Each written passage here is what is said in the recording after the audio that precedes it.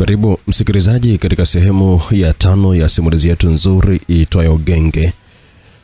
Katika sehemu ya 4 tulikuwa tumeishia pale ambapo miaka ile ya nyuma, baada ya vuguvugu la kufanya mapinduzi kushindwa kwa kina Mtokambali, aliamua kukimbilia kwa Saibaki huko katika jiji la Kiev.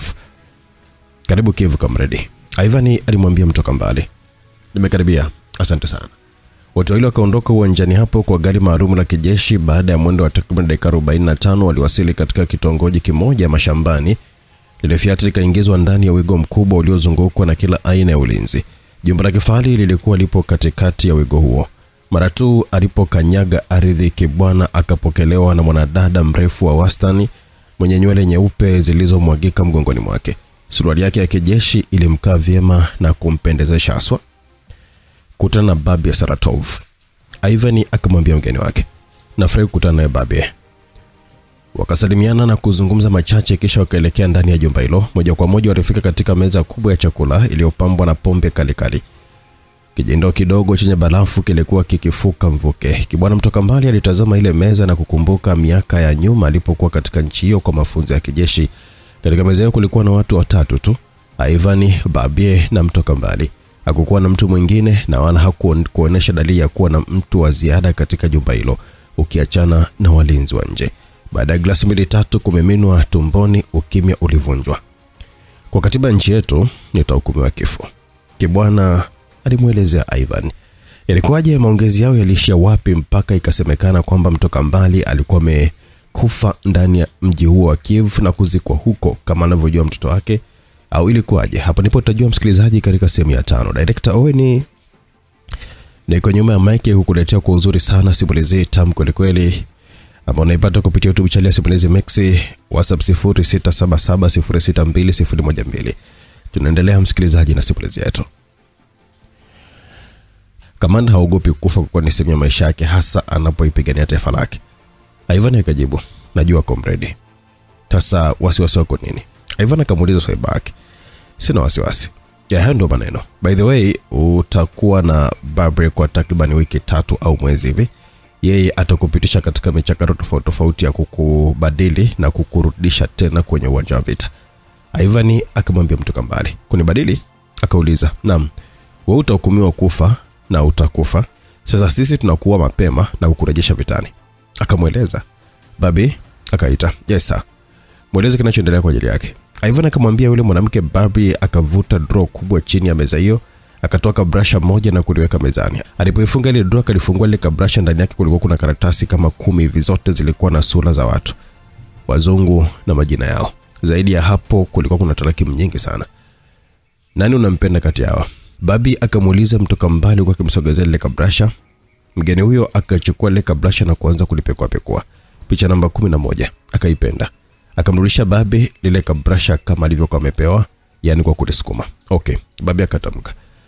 Akaitatua ile karatasi na kuondoka pale mezani, akiwaacha Mtokambali na Ivan marafiki wawili. Don't worry Kibwana, hakuna linaloshindikana chini ya jua. Utaona tu, mimi na watu wangu tutakupa kila kitu ili ufanikishe lengo. Mafanikio yako ndio yetu kama tulivyopanga. Ivan akamtoa wasiwasi. Dakika 10 baadaye Babi akarudi na kuketi katika kiti kile. Kila kitu sawa? Ivan akamuuliza. Ndio.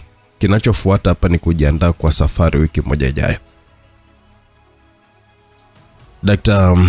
Pankneli yuko tayari na atakuwa kwa ajili yetu siku hiyo. Babi akatoa maelezo. Wakati wote akiwa anaongelewa, Kibwana alikuwa kimya akigumia vodka yake. Hakuna alichokuwa amekielewa zaidi ya kusikia tu. Dar es Salaam. Madam Esi aliegesha gari nje ya hospitali ya Ocean Road asubuhi ya siku. Mvua ya rashalasha ilikuwa ikiendelea kunyesha. Akiwa ndani ya koti kubwa la mvua, akavuta hatua kuelekea jengo moja dogo lilokuwa limetelekezwa kando tu mwa ukuta wa hospitali hiyo. Mmea mkubwa wa mpaseni ulikuwa umefunika jengo lote. Unautazama tu unajua wazi kabisa kwamba hakuna aliyekuwa akilitumia kwa kipindi kirefu. Alipozunguka upande wa pili, alikutana na mlango mdogo uliosongwa na mshampeni ule. Akasimama kwa jozi la sekunde akitazama vizuri ule mlango. Akajipapasa mfukoni na kuchomoa funguo moja aliona inamfaa kwa kazi hiyo. Akasukuma huko na huko mpashiri ule na kufanikiwa kupachika ufunguo. Alipozungusha kitasa kile cha kizamani kuleta ubishi, akausukuma ndani kwa nguvu kidogo. Mlango ule ukakwangua chini kutokana na uchakavu wake. Alipopata upenyo wa kuingia akafanya hivyo, akaurudisha kwa tabu vile vile na kujikuta akiwa anasimama kwenye chumba kidogo. Ndani ya chumba hiki kulikuwa kuna meza moja nzuri ya mninga. Ilimstajabisha Madam S kwa usafi wake. Tofauti na alivyotegemea kwamba angelikuta buibui na wadudu wengine, haikuwa hivyo. Ofisi ile ilikuwa safi. Picha ya chameleon ilikuwa iko ukutani ikining'inia. Madam S alishangaa, akatazama huku na huku akitegemea labda atasikia sauti ikimuita. Nani usafisha umndani? Alijiuliza hilo swali. Alipoona hilo halina majibu, akapitisha macho yake kwenye rafu ya vitabu na makabrasha iliyosimama mbele yake. Akatia mkono akapekua kama anaweza kuona chochote ambacho kingemsaidia. Madam S alijikuta akiwa anapekua kila kabrasha. Ndani yake alikutana na mambo mengi sana, mabaya na ya kutisha, siri nzito na za mipango ya hatari iliyofaa kuonwa kwa macho mepesi. Madam S alijikuta akitetemeka mikono kama mtu aliyekuwa amepigwa na baridi. Nani ambaye anatumia ofisi? Akajiuliza mara nyingine. Unafuu ulipomrudia akasogelea tena rafu ile.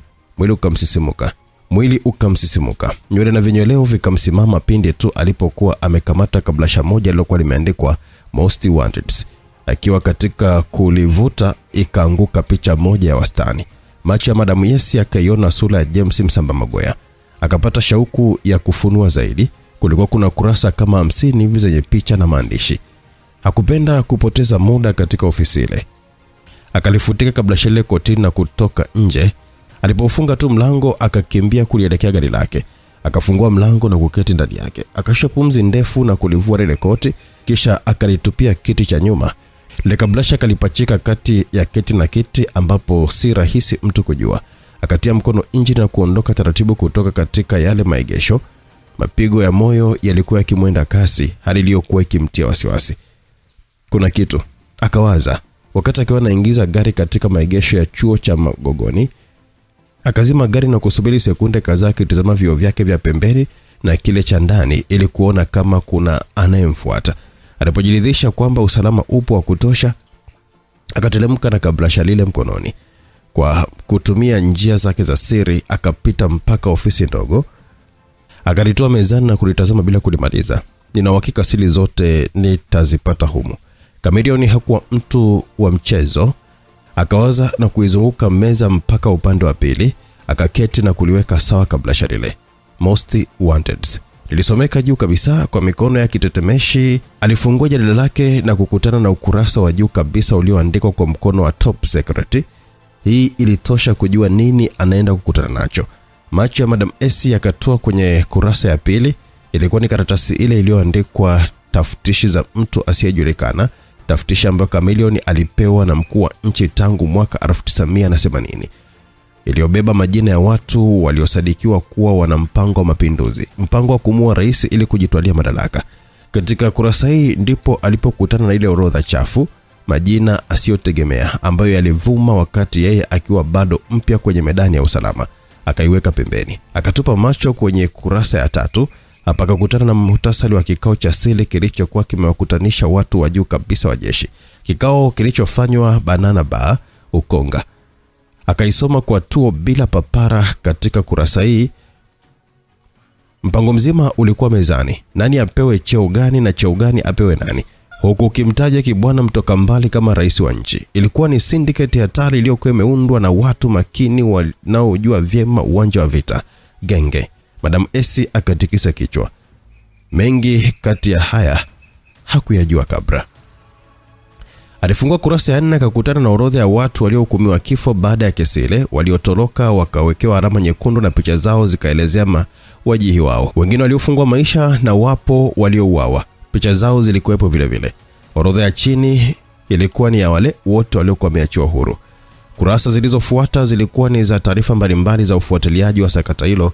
Chameleon akaorodhesha njia zote alimopita katika upelelezi wake na nani alimhoji, kipi na kipi alikipata. Hakuishia hapo, aliweka majina mengine ambayo aliatilia shaka. Madam S hakutegemea kuyaona hapo. Kurasa 3 za mwisho zilitanguliwa na karatasi iliyobeba maandishi ya orodha chafu. Katika kurasa hizi kulikuwa kuna majina 22. Mpaka tarehe hiyo ambayo kablasha hilo lilikuwa liko mikononi mwa Madam S, majina 9 yalikuwa na X nyekundu. Kila moja ilikuwa likielezwa sababu ya kuwekwa X hiyo, vifo. Madam S akavuta kumbukumbu na kungamua kuwa majina hayo yote yalikuwa ya marehemu. kulikuwa na mauaji ya siri. Akawaza, majina mengine hayakuwa na orodha yoyote ile isipokuwa wanne wa mwisho. Haya yalifunikwa viboksi vyekundu kwa kuandikwa pembeni most wanted.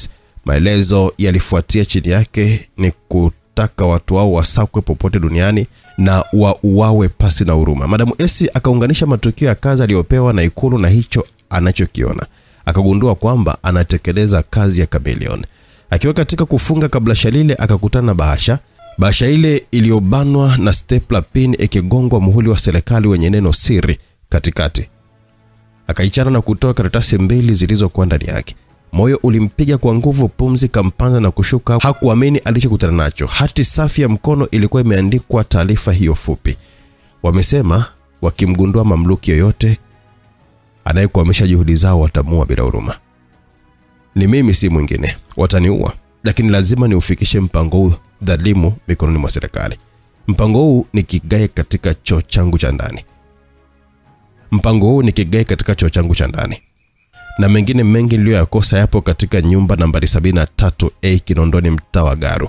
Nyumba hii ni mali ya brushi mmoja hivi mwenye urafiki wa karibu sana na kibwana mtoka mbali, Dastan Kiwelo. Madam Esi alijikuta kipandwa na hasira. Alimfahamu kijana aliyeandika ujumbe ule, Dastan Kiwelo, aliyeuawa mara tu baada ya sherehe yake ya harusi. Hasira ziliwaka kichwani mwa mwanamama huyu. Akafunga lile kablasha na kuliweka katika saraka yake ya siri ambayo ni yeye tu alikuwa anaweza kuijua.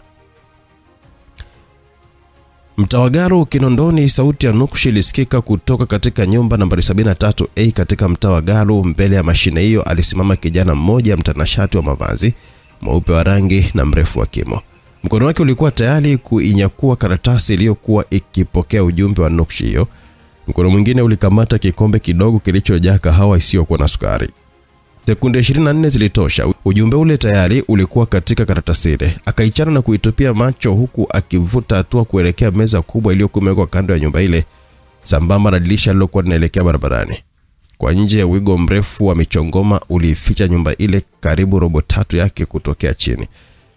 Ni pacha kavu lenye kutu lililokuwa limeliwa na hewa ya chumvi ndilo lilionekana kiurahisi. Brian Mchuku alikuwa ameketi kitini na kuiweka karatasi ile mezani. Mara baada ya kupiga funda moja la kahawa, akakitoa kikombe na kuivuta ile karatasi karibu na uso wake. Tafuta mzigo wenye kodi 005, ukiupata upoteze bila maswali. Brian akarudia kusoma karatasi ile mara kadhaa. Kodi 005. Akajisemea kwa sauti ya chini kwa akiwa anaendea simu ya mezani iliyokuwa imewekwa kando. Akabofya vinobu kadhaa na kuweka mkonga wake sikioni. Utulivu wa kusubiri amkio la upande wa pili ukatamalaki. 73A na kupata. Tafuta kodi 005 haraka unipe majibu, akamwambia mtu wa pili. Copy. Brian akakata simu na kurudi kitini. Alipoinua kikombe cha kahawa tayari ilikusha poa. Akasonya na kukisogeza kando. Akaleta na kuisoma ile nukshi mara kadha wa kadha asione nini ambacho kimejificha ndani yake. Kodi 005. Akajisemea tena, akatupa macho yake nje ya dirisha. Kaliona gari la kizamani Mazda jekundu lilikuwa limeegeshwa nje tu ya baraza la nyumba hiyo. Brian akatikisa kichwa. Akalikumbuka Mazda lile ambalo sasa halikuwa maridadi kama kale. Akiwa bado katika kulitazama simu ile ikaita. Akaiendea na kuinyakua kwa shauku, akaiweka sikioni. 73 hapa. Akaitikia. Tukutane Ndege Beach tupate bia kidogo. Sauti ya upande wa pili kamwambia, umesomeka. Brian akamjibu. Haikumpa tabu kuitambua sauti ile. Alaka kama ametoka nje na kuingia kwenye ile Mazda, kaketi na kufunga mkanda. Akawasha mara kadhaa ikagoma kuwaka. Shit. Alijikuta akiwa anapiga kelele peke yake. Alipojaribu mara hii iliwaka. Mungurumo wake mzito ulilitambulisha kwamba alikuwa la kawaida. Akalitoa pale lilipokuwa limeegeshwa na kuliingiza barabarani. Safari kaanza. Nusu baadaye alikuwa amewasili eneo la miadi Ndege Beach. Akateremka na kuvuta hatua zake kuelekea kwenye baa ndogo iliyojengwa katika fukwe hiyo. Baada ya kuzipita meza kama 2-3 hivi, alifikia ile aliyokuwa anaitaka, ambayo mwenyeji wake alikuwa kaketi peke yake. Huko mbele yake kukiwa kuna chupa ya soda. Brian akavuta kiti na kuketi. Akaondoa miwani yake myeusi usoni na kuitia katika mfuko wa shati, huko akiacha sikio lake moja lilinginie nje yake. Brian akaita yule jamaa kwa sauti ya chini. Yes Mike. Brian akajibu huko akiwa anajiweka sawa kusikia alichoitiwa. Umetambua? Akamtupia swali akitaka kujua hasa juu ya kazi ile aliyompa, kazi ya kuitambua kodi 005. Jambo jingine kaka, hatari. Akafikisha jicho lake la kuume kisha kaendelea. Faili limetoweka. Mike akasema, "What?" Brian akawa amehisi kizunguzungu cha ghafla akijiegemeza kitini na kusha pumzi ndefu. "Umejuaje?" "Kama kawaida yangu. Niliingia ofisini late sana. Ukizingatia kamvuaka, nafika kwenye shefu kwa minajili ya kulichukua ili nianze ile kazi. Silioni kaka." Mike. Brian akawa ameita kwa sauti ya chini iliyokuwa imejaa msisitizo kwa kiwa na mkazi ya macho. "Kila mara nimekuambia chunga hilo faili kwa sababu lina taarifa muhimu sana na tunazihitaji. Ona sasa. Haya, aliyechukua humjui. We are in trouble my friend." Akamwambia kwa sauti ya kukata tamaa. "Unajua Brian, ile ni ofisi ya siri sana ijulikana na watu. Lakini ninachoshangaa huyu mwanamke aliyeingia humu kaijuaje?" Mike akasema kwa kana anatoa picha 3, moja ikimuonesha Madam S akiwa ameingia mlangoni, ikimuonesha vizuri usoni. Ya pili kamuonyesha akiwa anachomoa kabla sharida, na ya 3 alipoinama kuokota picha iliyokuwa miangusha. Brian alichukua zile picha na kutazama kwa tuo, akamwangalia tena Mike. "Ina maana humjui mama? Na kama ameingia kwenye hii ofisi unayoita wewe ya siri basi ni mmoja wenu?" Akamwambia, "Simfahamu kabisa." Mike alimweleza Brian, "Okay. Naondoka na hizi picha. Naomba tuonane saa 12 jioni ukiwa na ile kazi yangu na mimi nikiwa na majibu ya hizi picha." Brian akamwambia Mike huku akiwa tayari kashasimama. Wawili hao wakaagana na kila mmoja kashika njia yake. Twende Mburahati NH. Nyumba aliyoinunua marehemu Dastani na kuikarabati tayari kuishi na mke wake Egra ilikuwa Mburahati katika mtaa wa National Housing. Ilikuwa imepita miaka takriban 10 hivi tangu kijana huyo atoweke. Ndugu na majirani hawakuweza kusema kwamba kafa kwa sababu hawakuwa na ushahidi. Hivyo neno zuri lilikuwa ni kutoweka. Kwa sasa nyumba hiyo ilikuwa imepangishwa. Inspector Simbeye aliegesha gari lake nyumba ya 5 kutoka hiyo, akateremka upande wa pili. Madam S naye akateremka, wote wawili wakaikabili nyumba moja iliyokuwa mkabara nao. Simbeye alivalia nguo za nyumbani, shati la Bahama na suruali ya kitambaa. Alikuwa wa kwanza kuzifikia ngazi hizo. Madam S alifuatia kufika hapo akiwa hatua chache tu kutoka kwa Simbeye. Kama ungewaona basi bila shaka ungejua kwamba ni mtu na mkewe, kumbe walikuwa kazini. Kabla ya kufikia mlango wa nyumba hiyo ukafunguliwa, mwanamama mmoja hivi wa makamo akajitokeza. Wakakutana hapo kwa sadufa tu. Kila mmoja akasimama na kuacha mita moja hivi kati yao. "Habari yako dada?" Simbeye alikuwa ni wa kwanza kumsabahi. Umri wao haukupishana sana na ndio maana akamsabahi kwa kumuita dada. "Salama tu, karibu sana." Yule mwanamke akawajibu huku akiwa na ifunga kangake vizuri. "Sabani hapa ndio kwa bwana Kiwelo?" Simbeye akauliza. Yule mwanamke akabaki na butwa, hakujua nini anapaswa kujibu. Baada ya sekunde kama 5 hivi akawajibu, "Kiwelo? Kiwelo yupi? Maana anayeishi hapa anaitwa Chami. Amepanga nyumba yote." Akaeleza, "Oh, samahani. Tutakuwa tumekosea maana tunauliza tangu huko tukaelekezwa hapa. Tuna muda mrefu sana tujaonana." Simbeye akasema, "Ni ndugu yangu ndio. Ni miaka kama 30 hivi tangu tuachane na kiukweli hatukuwa na mawasiliano." Simbeye akatunga uongo. "Oh, poleni sana. Tumehamia miaka 6 iliyopita na kwa kweli simjui huyo mtu. Labda uliza kwa majirani au mjumbe nyumbani kwake pale." Akawajibu na kuonesha kwa kidole nyumba ya mjumbe kwa eneo hilo. "Asante sana." Simbeye akajibu. Simbeye na Madam Weso akatembea taratibu mpaka kwenye nyumba ya mjumbe. Bahati nzuri wakamkuta kibarazani akicheza bao na wazee wenzake. Yule mzee akakaribisha ndani na kuketi sebuleni. "Mnasema nyinyi ndugu wa Kiwelo?" Akauliza. "Ndio. Na hatujaona na huyu bwana miaka mingi sana. Na hii inatokana na kwamba hatukuwa na ukaribu sana kimawasiliano." Simbeye akajibu wakati Madam Weso akiwa kimya kabisa. "Vipi mzee wangu, mbona guna?" Simbeye akauliza swali. Anashindwa nianzie wapi? "Au sijali mzee. Sisi tunahitaji kujua tu ndugu yetu yuko wapi. Laiti kama tungelikuwa na ndugu hapa Dar es Salaam ingekuwa rahisi." Simbeye akaelezea. "Mzee mwenzangu, hapa habari wala si nzuri."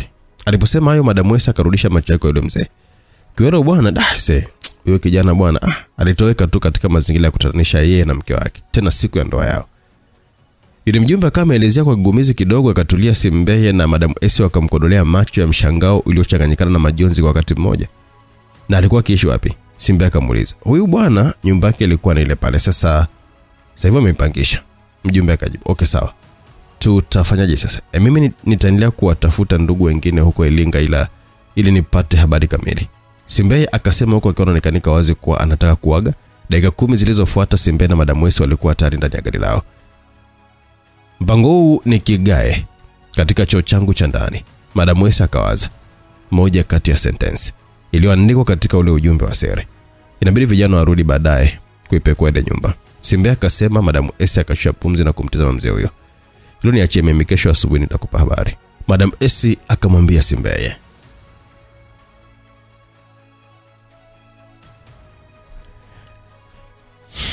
Saa 2:35 usiku. Mwenye Juma Sosholo, Mwananyamala. Muziki wa bendi ya vijana jazz uliendelea kunguruma ndani ya ukumbi huo mkongwe jijini Dar es Salaam. Moja kati ya wapenzi wa bendi hiyo aliyekuwa katikati ya umati akisakata lumba alikuwa ni Kamanda Amata. Hakuwa na ili wala lile, binti aliyekuwa naye alikuwa hodari pia katika hilo. Alijua kulisakata pamba moto. Alimpagawisha Mata kwa mauno aliyokuwa kiazungusha. Hata wanaume wengine pembeni yake walijikuta wakiwa wanaacha kucheza na kuwatizama wawili hawa. Honi za gari zilizopigwa nje ya ukumbi huo zikamgutusha kutoka katika lindi la burudani. Honi zile zikarudia tena, na mara 3 ilipopigwa tena, Amata alimshika mkono yule mwanadada na kutoka naye kwenye kundi la watu. Mrudishe bwana, mwache. Kelele za watu wanaume walikuwa wamenogewa na unengwaji wake zikasikika. Amata hakujali, akamvuta mkono mpaka katika mlango wa kutokea nje. Akamwacha.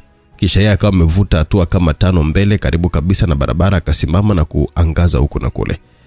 Pipi honi kasikika tena, mara hii kwa mtindo mwingine kabisa. Mara moja kaliona gari lilokuwa likipigwa honi hizo.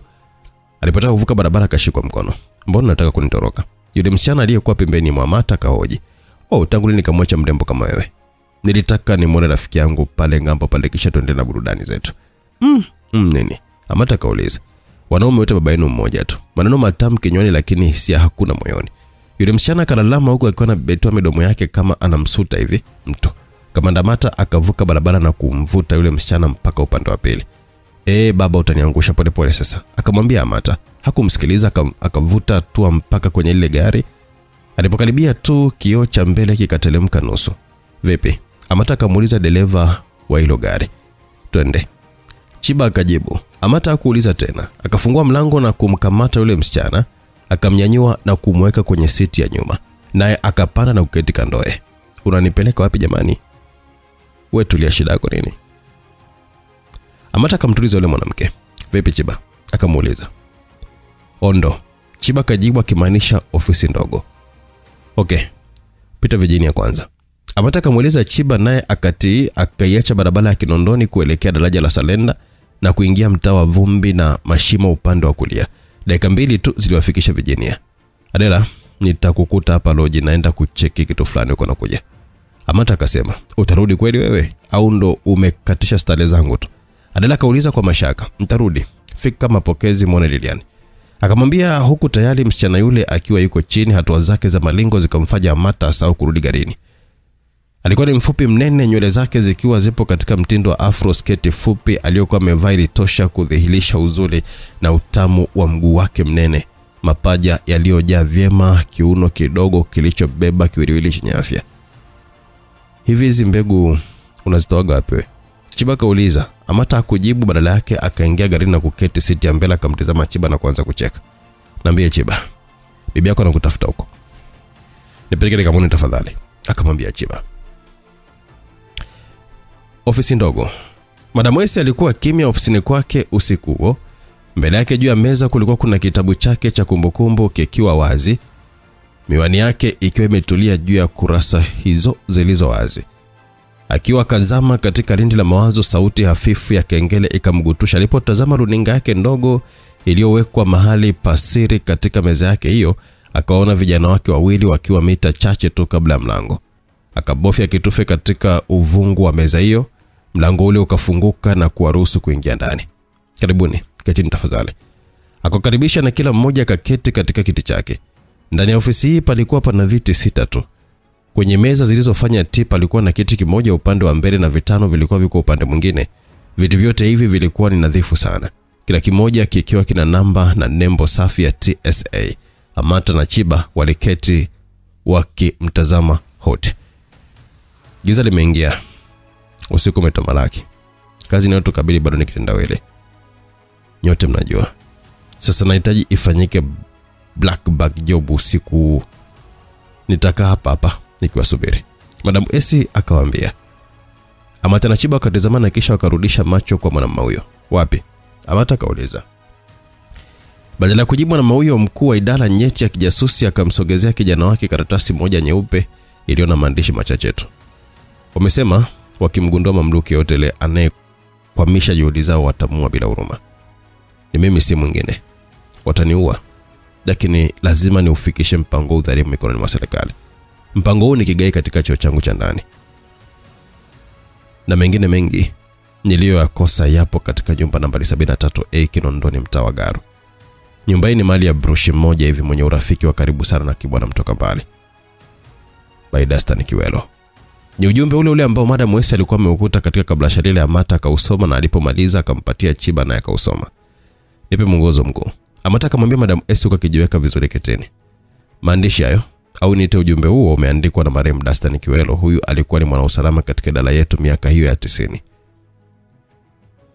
Hatujui kama aliuawa au ametekwa na kufichwa mahali fulani. Hatujui, lakini alitoweka mara baada ya harusi yake yeye pamoja na mkewe.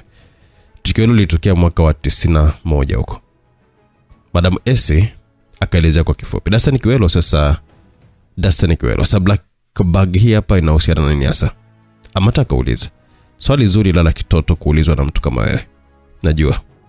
Dastan Kiwelo alikuwa akifanya kazi kama DA. Mkuu wake wa kazi kipindicho alimruhusu kurubuniwa na kujiunga na kundi la wanamapinduzi waliokuwa wakifanya mambo hayo ya siri sana hapa nchini. Kundi hili liliundwa mara baada ya sakata la kujaribu kuangusha serikali ya awamu ya kwanza mwaka ule wa 82. Uliopelekea wengine kufungwa na wengine kutotoka nchi. Hili mnalijua, akawaeleza. Amata na Chiba wakatikisa vichwa vyao kuonesha kwamba wanalifahamu vyema. Sifa mojawapo ya mwanausalama katika idara hizi za kijasusi ni kujua historia nchi yako mara unapoishi na watu wanaokuzunguka. Madam Esi akaendelea kuambia. Sasa huyu kijana aliweza kupata habari nyingi sana. Mojawapo ndio iliyotufanikisha siku kuweza kumaliza Mwakibinga. Mpo? Tupo. Hivyo basi katika kutoka pale tulipokwama nimeipata memo hiyo hapo. Na katika kuichambua kitaalamu utagundua kuna maneno mawili yametajwa hapo. Moja limetajwa wazi kwamba ni nyumba nambari 73 Kinondoni, mtaa wa Garu. Na nyingine imetajwa kwa mafumbo kwa maneno mpango huu ni kigae katika chuo changu cha ndani. Akawaeleza. Kwa hiyo hicho kigae kina menge. Amata akasema, yes. Kazi imekwisha. Alimhakikishia mkuu wake akiwa tayari wema. Sasa unasimama unajua unaenda wapi? Madam Esi akamuuliza Amata ambaye tayari walikuwa wako wema. Si umeshatuambia ni kigae katika chuo changu cha ndani au? Akauliza. Ndio. Mburati National Housing kitaru namba 21B. Na wasubiri hapa. Madam Esi akaamuru. Amata na Chiba wakatoka katika ile ofisi na kuliendea lile gari. Wakaingia na kuketi ndani yake. Amata alisha pumzi ndefu akavuta mkanda wa usalama na kuupachika vyema katika bako yake. Chiba na Amata usiku walikabiliwa na kazio black bag, yani uchunguzi ama wa nyumba au ofisi, hasa katika nyakati za usiku. Haikuwa kazi kwao kuvamia nyumba isiyokuwa na ulinzi kama hiyo, wakati zamana kila mmoja akielekeza macho yake mbele. Twende Kinondoni nyumbani tukaandae vifaa kisha usiku wa saa 8 tulifanya kazi hiyo. Amata akamwambia Chiba badala ya kujibu akaitazama saa yake saa 5 kasoro usiku. Alafu tunapoisubiri saa 8 tutakuwa wapi? Chiba akamtupia swali Amata. Sekunde kadhaa zikapita bila neno, ukimya ukatamalaki kati yao. Utaniacha kwa Adela pale Virginia Lodge au umesahau kama nimeacha mtoto pale? Amata akamwambia Chiba wakati huo tayari gari lilikuwa juu ya barabara mtaa wa Shaban Robert, safari ya Kinondoni. Sawa kaka. Ila angalia pia upande wa pili. Gina nakupenda sana ila tu umtendee haki. Chiba akamwambia Amata. Chiba, ya Gina yaache. Twende home tukachukue vifaa uje uniache kwa Adela wangu. Amata akasisitiza. Mburahati saa 8:15. Kamanda Amata aliegesha gari mbele ya maduka mitaa mitatu kabla ule alioelekezwa. Walipohakikisha milango yote imefungwa akavuta hatua zao kuelekea nyumba waitakayo. Usiku wa 8 wakiwa ndani ya mavazi meusi, Chiba na Amata walikaribia kabisa nyumba waitakayo. Ukimya ulitamalaki. Walichukua dakika moja kuizunguka nyumba hiyo. Hakuna aliyekuwa akiongea kwa sauti Lugha ya viziwi ilikuwa ikitumika. Walipohakikisha kila kitu kipo sawa, wakauendea mlango wa mbele wakapeana ishara. Chiba akapachika ufunguo na kuzungusha mlango ukaitika. Chiba akasuka na ukaribisha na korido ndefu ilikuwa imepangwa vyumba upande huu na ule. Wakapeana tena ishara nyingine. Amata kama amechomoa makopo matatu ya dawa aina ya chloroform yenye ujazo wa milimita 500 kila moja. Akampa ishara Chiba. Kila mmoja akavaa barakoa maalum ya kuzuia aina yoyote ya gesi kutokumzuru mtumiaji. Akaondoa kifuniko cha chupa moja na kukisukumia koridoni huku akiwa anatoa kitu kama maji mepesi yaliyosindikizwa na harufu nzuri. Wakaingia ndani na kufungua kila chumba wakinyunyizia kiasi kidogo na kuwafanya wenyeji walale kwa saa 2 tu. Dakika 5 ziliwatosha kuwalaza wote mle ndani. Chumba cha mwisho kabisa ndicho sasa walichokuwa wanakitaka. Jinsi kilivyojengwa kilionekana wazi kuwa kingekuwa cha mwenye nyumba. Kilikuwa kikubwa kilichowekwa makochi matatu ya kisasa, runinga moja ya Hitachi na redio kubwa ya Panasonic double deck. Upande mmoja kulikuwa na mlango. Amata akahisi kwa vyote vile itakuwa ni chumba cha kulala. Kama ishara Chiba naye akafuata mpaka mlangoni, akajaribu kufungua mlango ukagoma. Akatumbukiza ufunguo yake isiyoshindwa, akanyonga mara moja tu kitasa kikati. Akausukuma mlango taratibu na kukaribishwa na watu wawili waliokuwa kitandani wakikoroma. Mwanamke na mwanaume. Pembeni ya kitanda kulikuwa kuna meza ndogo iliyokuwa imebeba chupa kubwa ya marula na pakiti 6 za mipira ya salama. Amata akampa ishara Chiba kwa kuingia ndani ya chumba kile, na akafanya hivyo na kumuelekeza moja kwa moja kwenye mlango wa chooni kwa kuwa chumba hiki kilikuwa ni self contained. Amata akatazama wale viumbe pale kitandani waliokuwa kwa usingizini bila nguo, huku shuka likiwa limesongwa kando na kitanda. Feni ilikuwa ikiunguruma na kujaribu kupambana na joto la jiji hilo, lakini wapi. Amata akapuliza tena hewa ile karibu nusu ya kopo kwa watu wale waliokuwa wamekunywa pombe. Hajiwa chumba kikubwa, sinki la choo cha kukaa na kipande kingine kulikuwa kuna pazia la plastiki kutenganisha maeneo mawili hayo nyeti. Kamanda Amata alichukua ufagio na kutumia mpiniwe kugonga vigae vya sakafu kuona kama kuna yoyote ambayo itaonyesha dalili ya shimo. Kwa kusikiliza mlio uliokuwa ukisikika, Chiba akagundua kiurahisi zaidi. Akamuonyesha kwa kidole kigae alichokuwa na wasiwasi nacho. Vyote vilitoa mlio sawa wenye tofauti ndogo sana. Ilihitajika masikio makini sana. Bila kuchelewa, Amata akashusha begi lake na kuchukua mashine ndogo ya kukata vigae. Alikinyosha na kukata sawasawa na miunga ya vigae hivyo. Alipofanikiwa alichukua kifaa kingine akabandua vigae vile. Chini ya kigae kimojawapo kulikuwa kuna mfuniko mdogo ambao akaukamata na kuutoa. Chini kulikuwa kuna mfuko wa plastiki uliokuwa umefungwa vyema kabisa. Amata akautazama kwa kusaidiwa na kurunzi ndogo iliyokuwa katika paji lake la uso. Akauvuta taratibu na kuutoa, akauweka sakafuni. Ndani ya mfuko ule kulikuwa kuna bahasha moja ya kaki iliyofungwa na kugongwa muhuri wa siri. Akampa ishara Chiba kuwa wafungue, naye akajibu kwa kumwambia kwamba watafungua ofisini. Kazi kaisha. Amata akarudisha vile vigae kama vilivyokuwa kwa kutumia gundi maalum, akavibandika kiasi kwamba si rahisi kugundua kwamba vilifunuliwa. Wakapakia kila kitu kwenye mkoba wao. Amata akauweka mgongoni na kutoka mpaka pale chumbani. Mtu na bwana wake walikuwa wamelala fofofo, kila mmoja akitupa mguu anapopajua yeye na kuacha siri zote nje.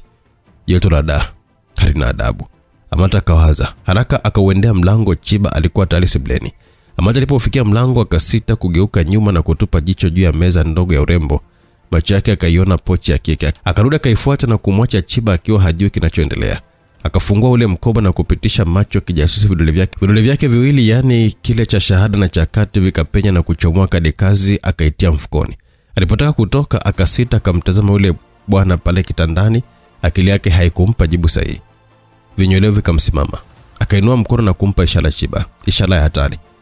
Kutoka sebleni Chiba akachomoa bastola yake ndogo, akapachika kitu kama sindano hivi kwenye mtoto wake. Akaiweka tayari. Kwa kutumia saa yake ya kisasa, Amata akampiga picha yule jamaa. Ni sekunde ile ile alipojikuta kitazamana na mtoto wa bastola kutoka kitandani. Nilikuwa nakusubiri kwa hamu sana mjinga wewe. Yule jamaa akamwambia Amata, lete mlichokichukua. Akangata. Amata hakuwa na ujanja, kwani domo la Magnum 22 lilikuwa likimtazama kwa uchu. Akataka kuingiza mkono kwenye jaketi lake ili kutoa ile bahasha. Acha, weka mikono juu. Yule jamaa akamwamuru Amata huku akitelemka kitandani uchi wa mnyama. Nachukua mwenyewe, na ukileta kokolo hapa kuna bastola 3 zinakutazama. Zote zitakuchakaza kabisa. Akamwambia, kisha kapachika mkono kuitoa ile bahasha. Chiba hakufanya makosa, akafyatua ile bastola kutoka mafichoni. Kile kishindo kikapakwa shabaha malizao na kutua shingoni mwa yule jamaa. Yule bwana akatulia kama sekunde 3 hivi, akakichomoa na kumtizama Amata. Macho yake yalikuwa yakilembua kama mwenye usingizi mwingi.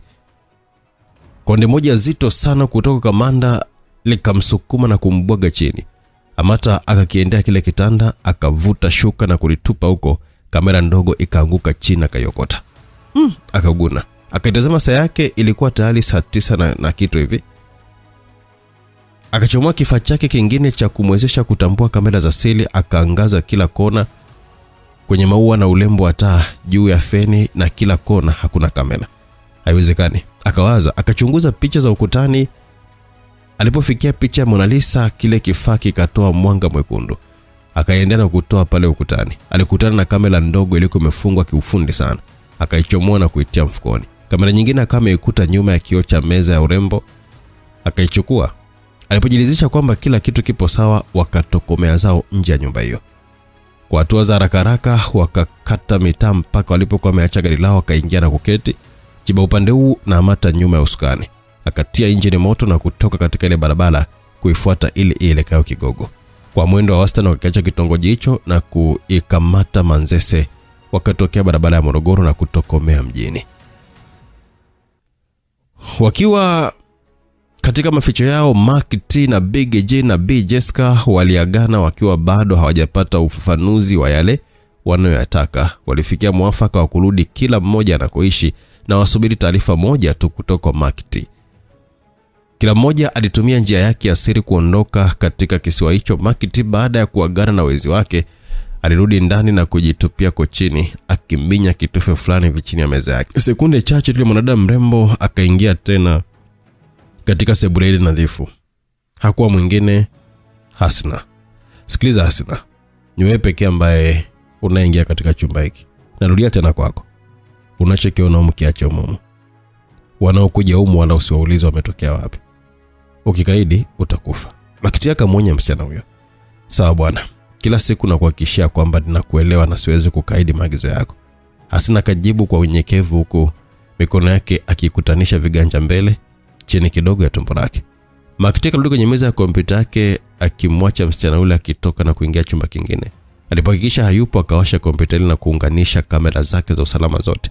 Akachunguza kila kona ya kambi yake, kuanzia nyumbani kwake mpaka kwenye hoteli kubwa na ile sehemu iliyojengwa apartment za wageni. Akaingia kila chumba kwa kutumia kamera za siri zilizokuwa zimefungwa katika vyumba hivyo. Alishuhudia yote ya chumbani na ya sebuleni ambayo wageni wake walikuwa wakiyafanya. Akatazama chumba cha mikutano na kusikiliza kila alichokuwa anataka na kile alichokuwa na wasiwasi nacho, akakiandika kwenye kitabu chake cha kumbukumbu. Akawatazama wageni wake mpaka walipotelea katika upeo wa macho yake na kubadilika kuwa ni watalii katika kisiwa hicho. Akiwa ametingwa na kucheza na kamera hizo, simu yake ya mezani kaita kuashiria nukshi ilikuwa ikisubiria kuruhusiwa.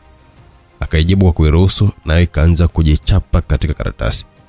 Alipomaliza akaikata na kuiweka mezani. Ulikuwa ni ujumbe mfupi tu, lakini wenye ujazo mwingi sana. Mshenza ametuwai. Hatukuwa tumejua wapi Dastan ameficha ile siri.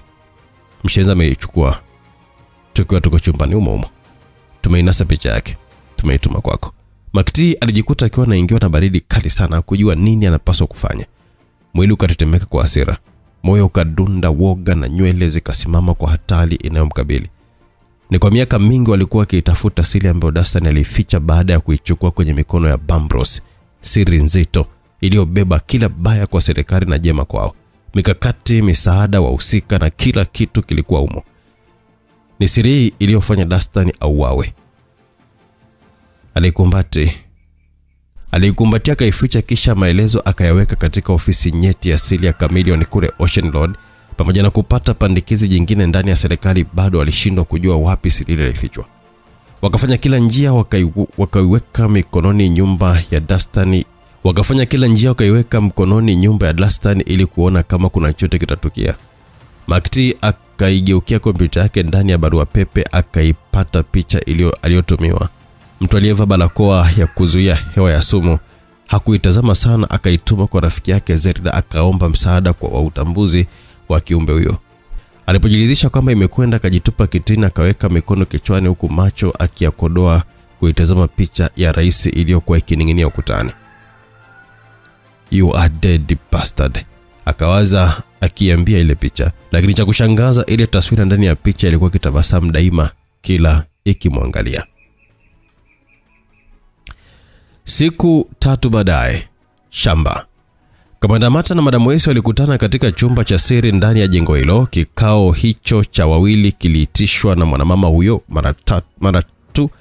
mara baada ya kukamilisha uchunguzi wa tafutishi ile walioipata katika nyumba ya Dastani. Unajua mpaka sasa hatujui nini kimempata Dastani. Madamu alimwambia Amata na kuiweka miwani yake vizuri.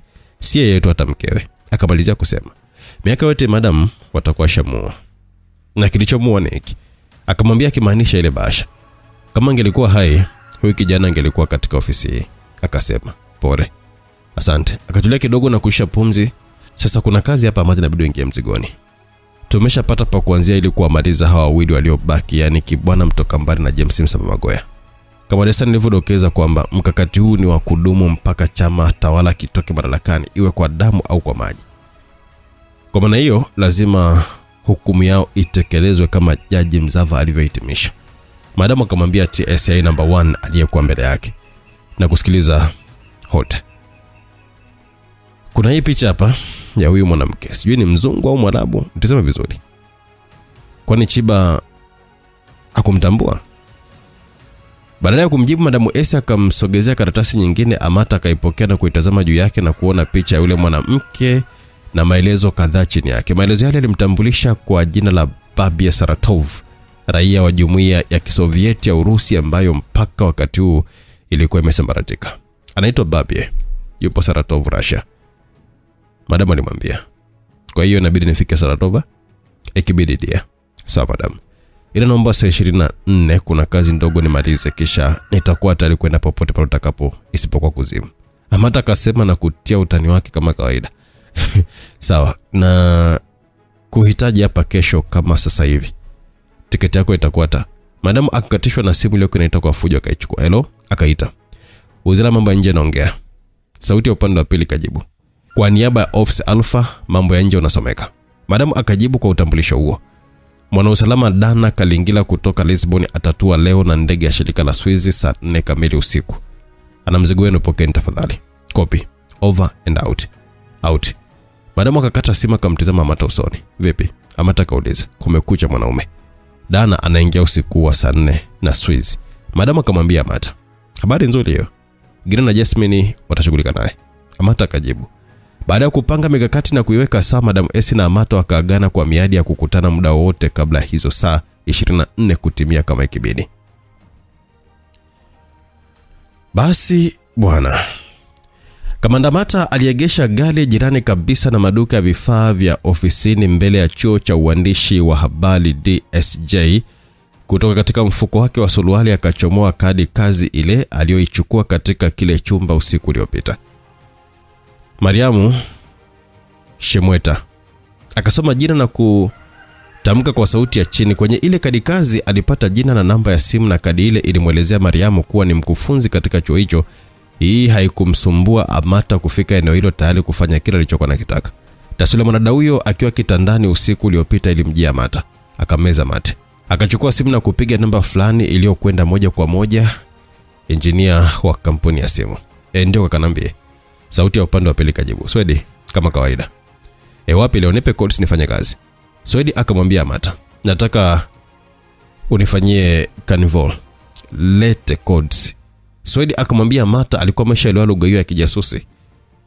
Carnival ikimaanisha kuangalia mawasiliano ya mtu. Swedi, engineer wa simu katika mtambo wa Darkom, alipokea namba ya Mariamu kutoka kwa Amata na kuingiza katika kompyuta yake kwa kutumia njia ya elektroniki. Akaunganisha simu ya mwanamke huyo na ile ya Amata. "Hey man," akamuita Amata ambaye alikuwa bado yupo hewani. "Yes, kazi imeisha. Washa simu yako ile ya akiba, alafu iache wazi muda wote ili upate mawasiliano yao vizuri. Basi tumia Bluetooth device kaka." Akamwambia, "Sawa, nimekupata." Akamjibu, "All the best. Ukimaliza unipe toni nifunge." Angalia tu usije kuua mtu, maana wewe na hao viumbe bwana, na hisi kwamba unaibiwa. Saidi akamwambia na kumtania, amna bwana, maana tu waka. Amata akamjibu na kuangua kicheko. Okay, over.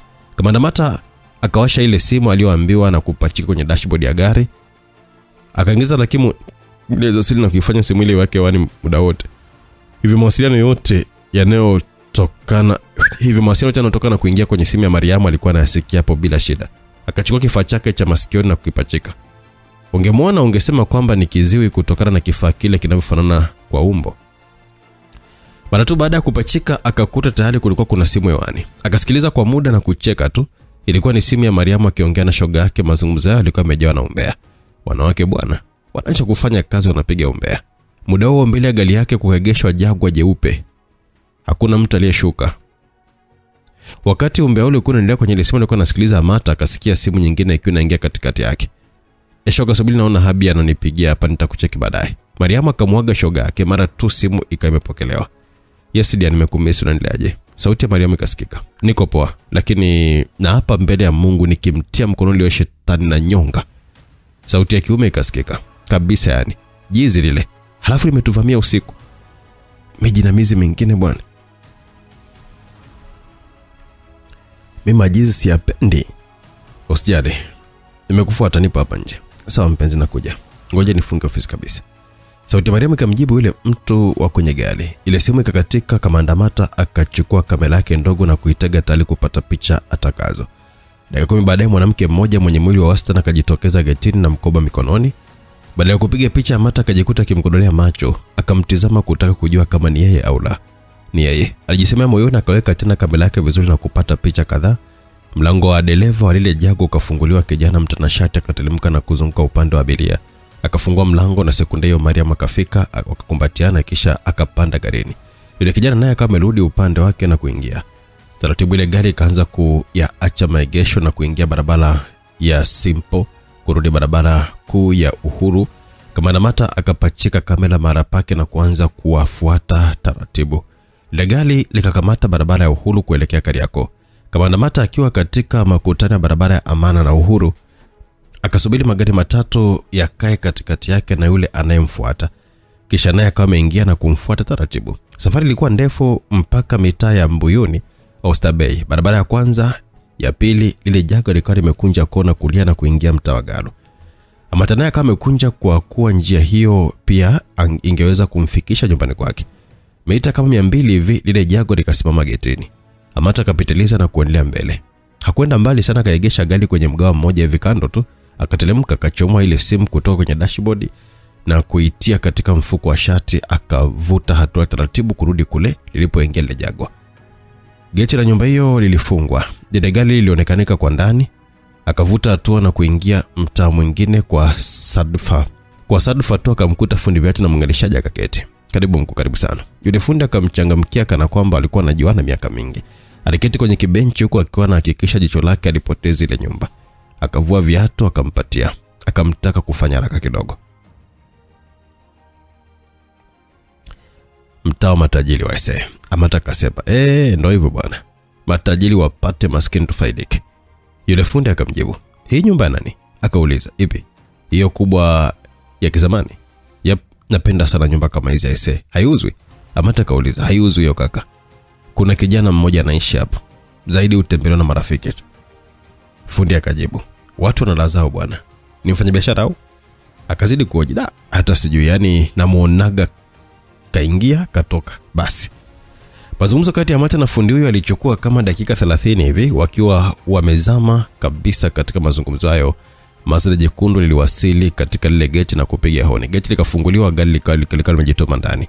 Amata kaendelea kupiga soga tu na mwenyeji wake, wakayasifia haya na kuyaponda yale kule. Kutoka ndani ya nyumba ile hakuna aliyetoka muda huo wote ambao Amata alikuwa anafukwa fundi ule. Hapa naona sawa kaka. Yule fundi akamwambia Amata wakati akimsogezea vile viatu, shukrani sana. Akamshukuru na kumpatia noti ya shilingi 2000, wakaagana na Amata akaenda zake. Akiwa katika hatua fupi kulielekea gari lake, simu ikaita mfukoni. Akachomoa kuitazama. Chiba. Yes, akaitika. Kuna pandikizi. Chiba akasema kutoka upande wa pili. Wapi? Njoo, tukutane makumbusho ya taifa. Chiba akamaliza na akakata simu. Kamanda Amata akasimama kwa sekunde kadhaa akafikiria jambo. Ushirika kati ya ubongo wake na mwili ukachukua nafasi. Akajitoma garini na kuondoka haraka sana kuelekea huko kwenye miadi. Na TS namba 2. Nyumba namba 73A. Mariamu aliketi kwenye kochi kubwa la Vono. Bilauli ilikuwa imejaa mvinyo wa Dodoma ilikuwa mbele yake, huku TV kubwa ikionyesha kipindi cha jiji la Dar es Salaam, jiji letu. Mbele yake katika kochi jingine aliketi yule kijana aliyekuwa amekwenda kumchukua kazini. Dakika nyingine kama 30 hivi akawasili mwanaume mwingine pande la baba, akaungana nao. Hakuwa mwingine zaidi ya Brian Mkuchu. Kwa nini kwa matatizo? Akamwambia huko akiwa na keti vyema kitini. Jicho lake lilikuwa likimwangalia Mariamu kwa tuo, labda lilikuwa likiuburudisha moyo kwa uzuri wa mwanamke huyo. Tumeshapoa, akajibu yule kijana. Mariamu, Brian akaita. Yule mwanamke akageuka kwa pozi na kumtizama mwanaume huyo kwa jicho la ubembe. Rebeka shemeji, naomba usinite shemeji kuanzia sasa hivi. Bila kutegemea kauli hiyo, Mariamu alijikuta akiwa anaangusha bilauli ile sakafuni na kuruhusu mvinyo wote kumwagika. Umekuwa adui yangu namba 1, akamwambia. Shem, mbona sikuelewi? Mariamu akaulizwa kitemeshi. Narudia, usinite Shem. Kwa nini umeificha siri tunayoitafuta muda wote huo? Mpaka jana mpumbavu anaingia ndani kwako na kuichukua. Siri gani Brian? Mariamu akatahayari. Ina maana Andy hajakwambia nini tunataka? Brian akamuuliza kwa ukali. Hapana, akajibu. Brian akachomoa bahasha na kuchukua picha 3 akamwekea mezani. Nataka uniambie wewe ni nani? Akamuuliza. Simjui mimi. Umetusaliti, umetuingiza motoni. Utatuambia, utatueleza huyu ni nani? Brian akamwambia kwa ukali. Akainuka na kuwasha luninga nyingine ndogo. Mariamu akashuhudia picha ambayo hakuitegemea. Yeye na Andy wakiwa kitandani kama walivyozaliwa, wakionyeshana ufundi wote katika sanaa ya mapenzi. Baada ya dakika kama 5 hivi picha ikaonesha wamelala fofofo. Kwa sekunde chache Andy akaamka akionekanika mchovu na kuchukua mkoba wake. Akachukua kitu kidogo sana na kupachika puani kwa jinsi ambavyo hakikuonekana kirahisi. Picha ile ikionyesha kila kitu kuhusu Amata na Chiba walivyokuwa wameingia mpaka chooni na kufanya kila walichokuwa nakifanya. Mpaka Amata alipoanza kuchukua kamera za siri na alipompiga ngumi Andy ndipo ikazimika. Mariamu akasha pumzi, akawatizama kwa zamu, akavuta mkoba wake na kuinuka tayari kwa kuondoka. Hakutaka hata kuaga mtu, lakini azima yake haikufika malengo. Alijikuta akiwa anavutwa nyuma na kusukuma juu ya kochi. Kwa ukaidi wake akainuka tena. Malai Brian akamnyanyua kama karatasi na kumtupa juu ya meza. Mariamu akapiga yowe la maumivu huku meza ikipasuka vipande vipande. Kwa kitendo kile Andy hakuweza kuvumilia, akainuka na kutaka kumshika Brian. Hakuweza. Konde moja tu la kilo nyingi likamrudisha chini. Msikilizaji, ni vipi yani koje hapa? Tukutane katika sehemu inayofuata, itakuwa ni sehemu ya 6. Tutapata kujua kwa uzuri sana nini ambacho kipo hapa katikati. Mimi kama mimi director Owen, lakini hapa ni Simulizi Mix, na simulizi imekujia kupitia YouTube channel Simulizi Mix, lakini kwa VIP unakuwa unaipata kwa ubora zaidi mpaka mwisho sasa hivi bila kusubiri ndani ya WhatsApp 0677062012 mpaka hapo panapo mwisho wa simulizi ambapo ni sehemu ya 10. Tukutane katika sehemu inayofuata kujua nini hasa kiliendelea katika simulizi yetu. Mpaka wakati ujao, bye.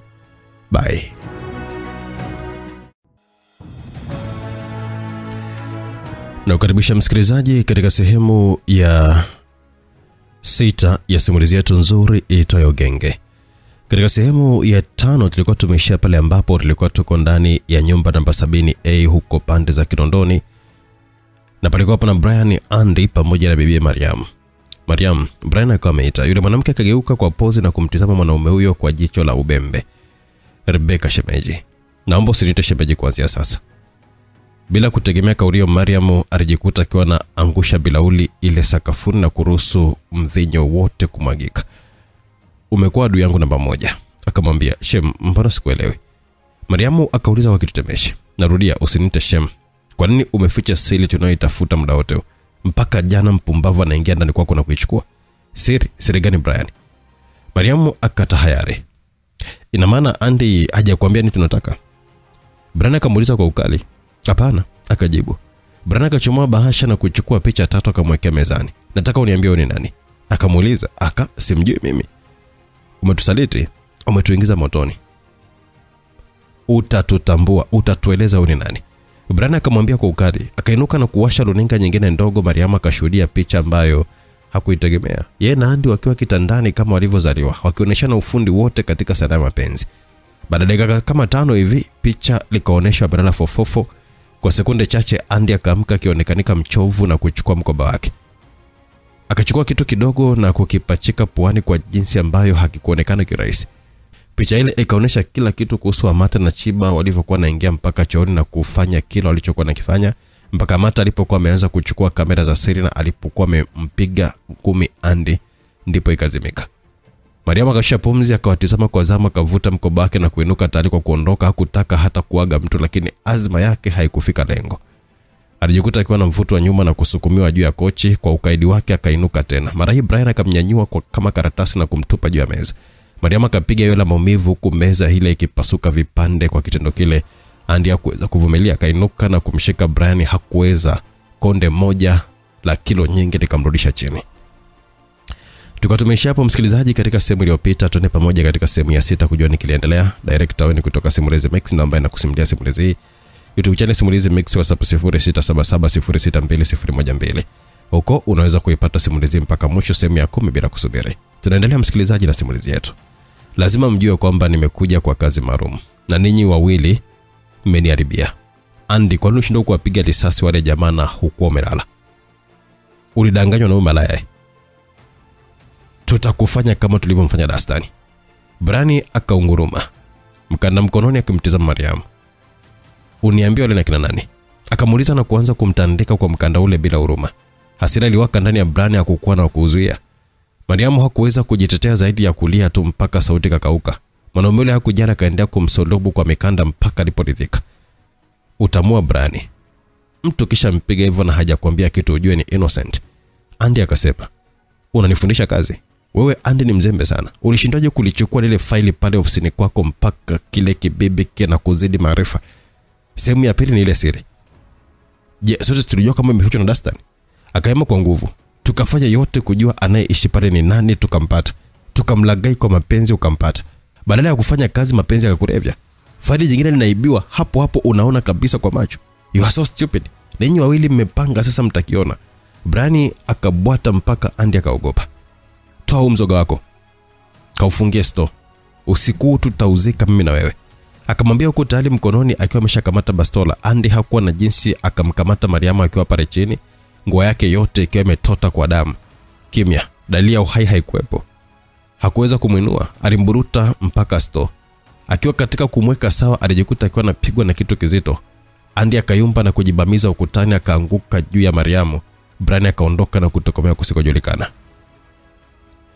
Makumbusho ya Taifa. Kamanda Amata aliegesha gari nje ya lango kuu la jengo hilo. Akatelemka na kufunga mlango nyuma yake. Sekunde 5 zilimtosha kutazama huku na kule kama kuna lolote baya kwa upande wake amna. Alivuta hatua na kuingia katika uwanja wa jengo hilo. Hakukuwa na watu wengi, kwa ndali muda wa kufungua ulikuwa umekaribia sana. Ni wazungu wachache tu ambao walikuwa kirandalanda na kupiga picha hii na ile. Akazikwea ngazi na kujitoma ndani. Ndani ya jengo hilo kulikuwa kuna mambo mengi ya kihistoria, hususan juu ya taifa la Tanzania na Tanganyika ya zamani, historia ya watawala na watawaliwa katika uga tofauti. Chiba alikuwa amesimama mbele ya picha kubwa iliyokuwa imesheheni maandishi mengi ya Kiingereza na Kiswahili. Amata akasimama karibu yake. Kuna lolote? Akamuuliza. Chiba badala ya kujibu kama ameondoka eneo lile, Amata naye akamfuata mguu kwa mguu mpaka katika chumba kingine. Wakaingia ndani ya chumba hicho. Kilikuwa ni ofisi yenye kila kitu kinachostahili kuwapo ofisini. Palikuwa na viti viwili tu, yani cha mwenye ofisi na cha mgeni wake. Chiba moja kwa moja akaenda kuketi kwenye kile kiti cha mwenye ofisi na Amata akaketi kwenye kile kingine. Upande ule Chiba kama amevuta drone na kutoa picha 4 akamwekea Amata mezani. Unamkumbuka? Chiba akamuuliza Amata akitazama ile picha kwa makini sana. Si yule bogi wa leo? Good, anaitwa Andrea Makita. Chiba akamwambia, Andrea Makita? Amata akarudia jina lile kwa mshangao na kumtizama Chiba. Mbona shtuka? Unamjua? Simjui kwa sura, ila kwa jina namjua kuwa ni Mwanakondoo. Anafanya biashara. Chiba akasema. Amata kabaki kimya akimkazia macho TS ya namba 2. Unataka kuniambia udogo ana linki na hawa majahili? So dakta. Chiba akaitikia. Kwa tafutishi nyingine nilizozipata katika ile bahasha, huu mtandao ni hatari sana. Bado ana azima ya kuipindua serikali iwe kwa maji au kwa damu. Wamepanga kuwa kama wameshindwa kwa kutumia bunduki basi watakuja kwa njia nyingine. Mapinduzi yao ni awamu 3. Awamu ya kwanza ilifanyika mwaka 1964, awamu ya pili wakashindwa tena mwaka 1980. Sasa awamu ya 3 wamepanga kuja kivingine. Madam serikali imeamua kuruhusu mfumo wa vyama vingi basi wamejificha kupitia humo. Plani A ilikuwa ni kuiangusha serikali kwa kutumia sanduku la kula. Inaonekanika kwamba ni ngumu. Plani B ni mbaya zaidi. Amata akabaki kimya akiwa anasikiliza kwa makini wa hali ya juu. Lakini alipokuwa amesikia kwamba plani B ni mbaya hakuweza kutulia, kwani kama kuna kitu kilikuwa hakipendi basi ni wananchi wasiokuwa na hatia kuingia matatani kwa tamaa za watu wachache. Ubaya upi? Akauliza. Hili genge limejiwekea nadhiri kwamba endapo kama litashindwa kwenye sanduku la kula mara 5 mfululizo litaingia msituni. Chiba akasema na kuweka tu. Amata akamkazia macho kwa wale alikuwa anasikia. Nchi au ni nyingine? Akauliza. Hii. Aya, ngoja tuone. Na nani anawafadhili? Akaongeza swali. Amata, hii taarifa haijakamilika. Inaonekanika Dastani hakufanikiwa kuipata yote, hivyo hatuna budi kutembelea nyumba namba 73A. Kwa sababu kaizungumzia sana katika faili hili. Mtaa wa Garu. Yes. Leo usiku. Naunga mkono. Chiba kajibu akarudisha drone na kuifunga kwa ufunguo kama mwanzo. Ukimya ukajidai kati yao kwa jozi la sekunde kadhaa. Hayo ni yote kwa leo.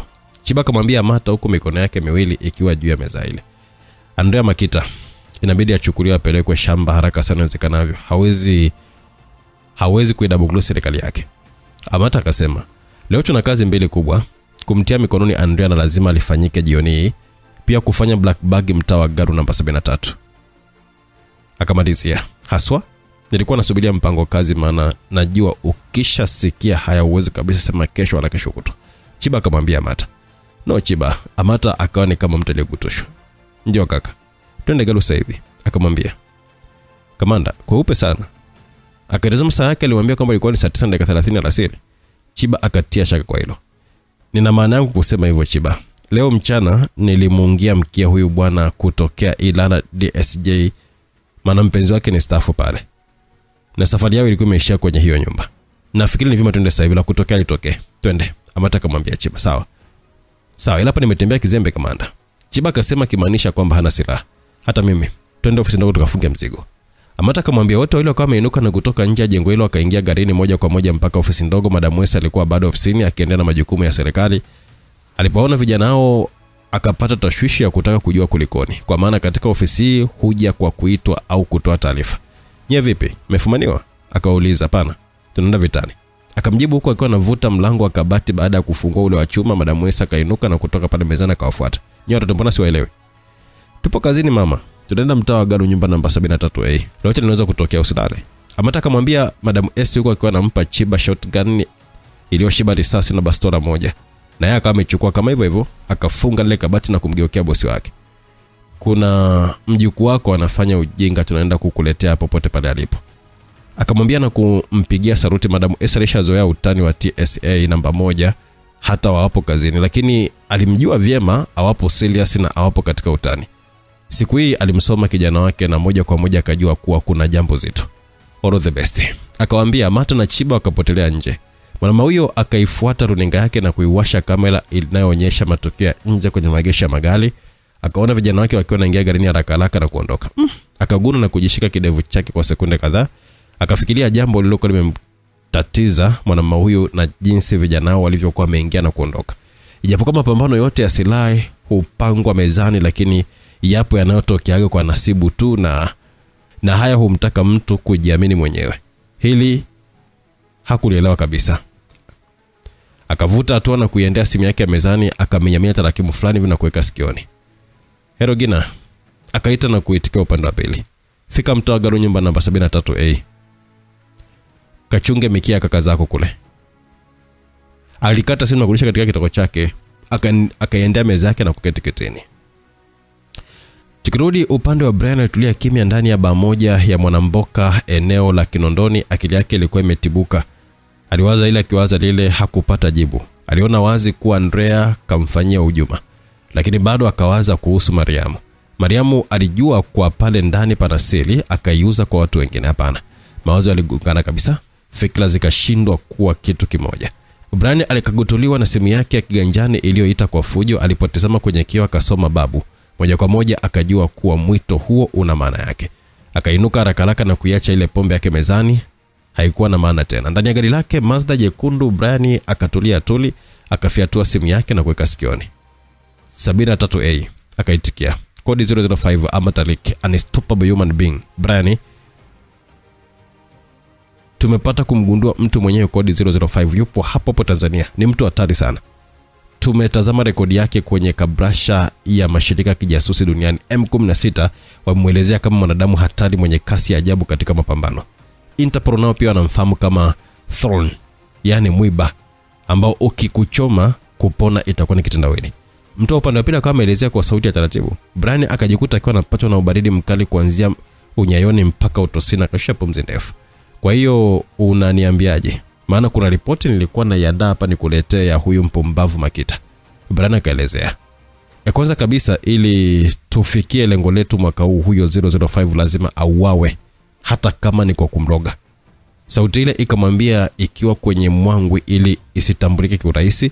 Brian akapumua kwa nguvu kisha akamweleza kila kitu kilichotokea siku hiyo. Kwa hiyo Andrea Makita anataka kufanya kama Dastani. Sawa, madam umesema yupo ndani, nenda ukamue sasa hivi kisha muyayushe kwa tendekali asionekane tena duniani. Okay sawa, Brian akajibu. Shughulika na huyo Andrea, mwache huyo mwanamke ili umtumie kwa kama chambo tu cha kumpata huyo mpumbavu mwingine. Ile sauti kamwambia, copy. Akakata simu na kuliwasha gari lake, akatoka kwenye maegesho na kuingia barabara kubwa ya Kawawa kuelekea Moroko. Kamanda Mata na Chiba wakawasili katika ile nyumba, wakatelemka na kuliacha gari umbali mdogo kutoka katika geti la nyumba hiyo. Wakavuta hatua kuelekea geti la nyumba hiyo. Hakuna aliyekuwa ameongea, silaha zao zilikuwa zimefichwa kwenye makoti waliokuwa wamevaa, usingeziona. Walipokaribia mlango, ghafla kwenye kona likaibuka Mazda jekundu. Mata akampa ishara Chiba, wakajifanya wapita njia tu wasisimame kwenye ile geti. Ile Mazda ilikuwa imefika getini, geti likawa limefunguliwa kwa mtambo maalumu na kisha kujifunga mara tu baada ya gari lile kuishilia ndani. Mata na Chiba wakatazamana.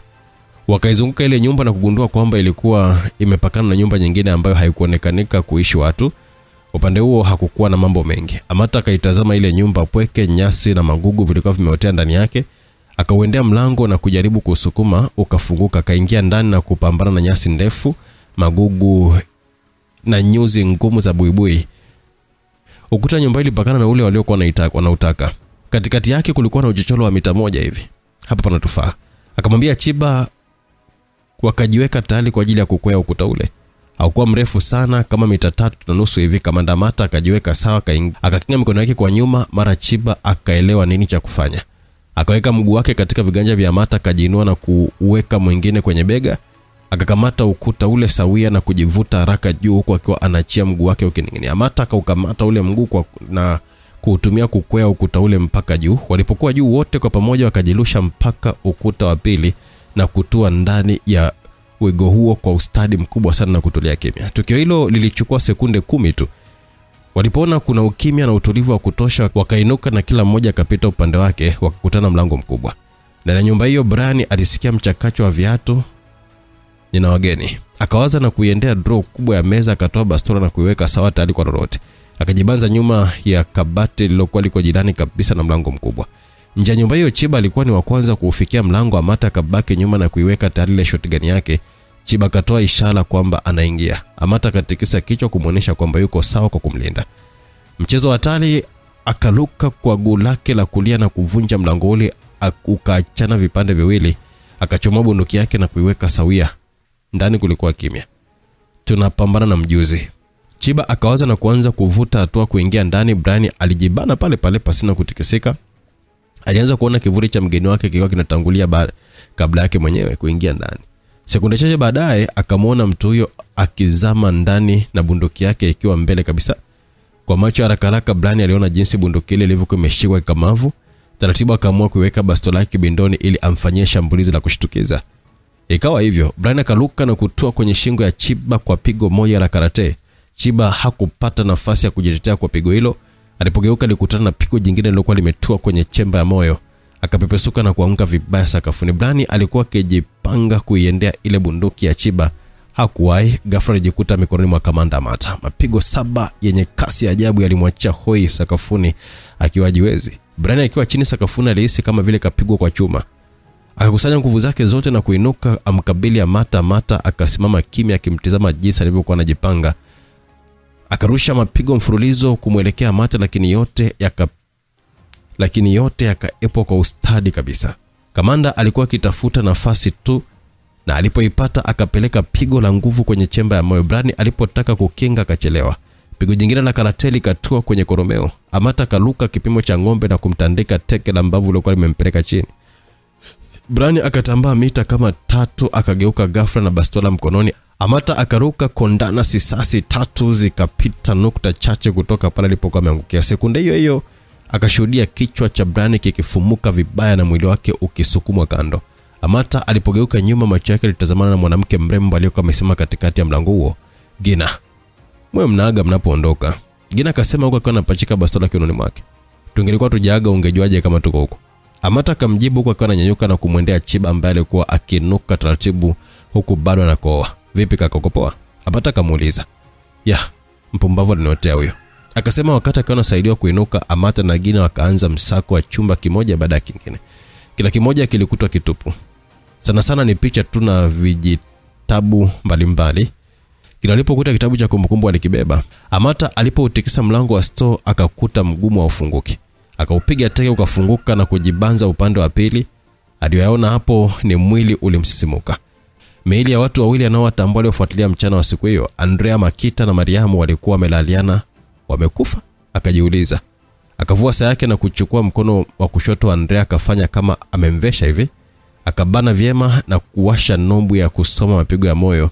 Ikamuonesha kwamba kijana huyo bado mzima ila yupo katika mzimio mzito. Akafanya hivyo kwa yule mwanadada pia hivyo. Haraka akamtaka Gina kuleta gari. Dakika 2 tayari gari lilikuwa liko pale ndani ya wigo. Wakasaidiana kuwapakia watu wawili. Mpigie simu Jasmine tukutane shamba. Amata akatoa maagizo. Gina akaingia garini na kuondoka kwa kasi kuelekea shamba na kuacha vijana wale wakiwa bado katika ile nyumba. Chiba akaendelea kupekua hapa na pale na kuchukua hard disk ya kompyuta na makablasha mengine muhimu. Akachomoa sefu moja iliyokuwa imewekwa sili nyuma ya ukuta na kufunikwa na picha kubwa ya kisiwa cha kuvutia. Wakachukua kila kilichokuwemo ndani. Safi, unajisikiaje sasa? Amata akamuuliza Chiba. Safi, unajisikiaje sasa? Amata akamuuliza Chiba. Bado sipo vizuri sana. Okay, Jasmine atakufanyia uchunguzi, tuondoke zetu. Amata akamwambia Chiba. Kabla ya kutoka, Chiba akatega kamera yake asili ambayo angeweza kuifuatilia kutoka umbali wa mita 500 na pale alipo. Wakatokea geti na kulifunga vizuri, wakaingia garini na kuondoka zao. Amata akapiga simu kwa Madam Wesi. Mission clear. Mwambie Simbe aende, kuna mzigo wake. Hiyo nyumba iwe chini ya ulinzi wa siri mpaka tutakapokuwa tumesema. Amata akamwambia bosi wake. Sawa, linafanywa kazi. Uelekee wapi? Nataka kupata taarifa ya uvamizi wenu. Madam Wesi akamwambia Amata. Hote, tunaelekea shamba. Tuko na wafu wawili. Tunataka kujaribu kuwafufua ili watuge walionayo. Hapa tuna tafutishi za kutosha ambazo nafikiri zitatupa njia sahihi ya kulibomoa hili genge. Safi sana TSA namba 1. Tutakutana huko saa 2 zijazo. Madam Esi akajibu na kukata simu. Saa 6 baadaye, akili, moyo na mawazo ya Makti havikutulia kabisa. Katika utaratibu wa kazi waliojiwekea ni kwamba ikipita saa 6 simu yako haipokelewi, basi maana yake umeshakufa au haupo salama. Kwa mara ya kwanza kutaka kukubaliana na hilo, ijapokuwa ndio utaratibu wao wa kazi, akaitazama saa yake, muda unayoyoma. Nini kimetokea? Hajui. Simu ya mwisho kwa Brian ilikuwa ni kumpa maelekezo ya kumaliza kodi 005 na hasa, na sasa hivi hakuna jibu. Amekufa? Alijiuliza. No, labda amekamatwa. Alijifariji. Akatembea barabarazani huku akiwa anaangalia maji ya bahari yalivyokuwa na yumba kwa madaha, wala hali ile haikumpa afueni ya mawazo. Yalisongeka haswa. Akaamua kurudi ndani na kuketi kwenye ofisi yake ndogo ambayo kwayo walikutana na watu wake si chini ya saa 50 zilizopita. Akawasha kompyuta na kuwaita wote. Walipo kwa online, mazungumzo yakaanza. Bandari salama si salama tena. Akawaambia, kwa vipi comrade? Big J alikuwa ni wa kwanza kuuliza kwa shauku. Brian hayupo hewani kwa saa 7 sasa. Akawaambia, wote wakaelewa mara moja nini anamaanisha. Wakasikitika kwa sekunde chache kisha mazungumzo yakaendelea. Jessica, nafikiri huna budi kwenda Dar es Salaam. Kwa kuwa tayari ulikuwa na hilo moyoni mwako. Ruksa. Makti akamwambia, sawa comrade, nitafanya hivyo. Jessica akajibu, yatupasa kuwa makini, maana top ranking tunakwisha. Kama wameweza kunasa zile siri pale ndani, mjue kabisa kwamba kazi tunayo. Makti akawaeleza. Mkakati upoje? Bikija akauliza. Tuwe kimya kabisa, tusubiri Jessica atatuambia nini. Mimi nitaondoka kesho kuelekea Urusi kukutana na Mkulu, kisha nitawaunganisha kwa tamko la mwisho. Makti akawaambia wenziwe wake, kisha simu ikakatwa na kila mmoja akatakiwa kufanya kadri ya maagizo hayo ya awali. Mara baada ya simu ile kukatwa, Makti akajitupa kochini na kujinyoosha, akavuta simu yake na kupekua namba zilizopo. Baada ya kufanikiwa kuipata ile atakayo, kampuni ya ndege, kwa kuwa pesa haikuwa tatizo kwake, aliweza kupata tiketi ya siku inayofuata katika kampuni ya KLM. Baada ya kuhakikisha kwamba amekamilisha malipo yote, akaandika memo ndogo na kuipeperusha mpaka kwa mwenyeji wake kuwa yupo njiani. Jijini Dar es Salaam lilikuwa lipo katika hali tulivu. Jiji hilo wingu zito lilitanda na kuleta giza hafifu. Kama kawaida, wakazi wa jiji hilo walianza kujiandaa kwa kuipokea mvua kubwa walioitabiri. Adha ya mvua katika jiji hili uwaga ni mbaya, hata kupelekea vifo na mafuriko katika maeneo fulani. Hii yote ni kutokana na miundombinu mibovu isiyoendana na mahitaji ya jiji hilo.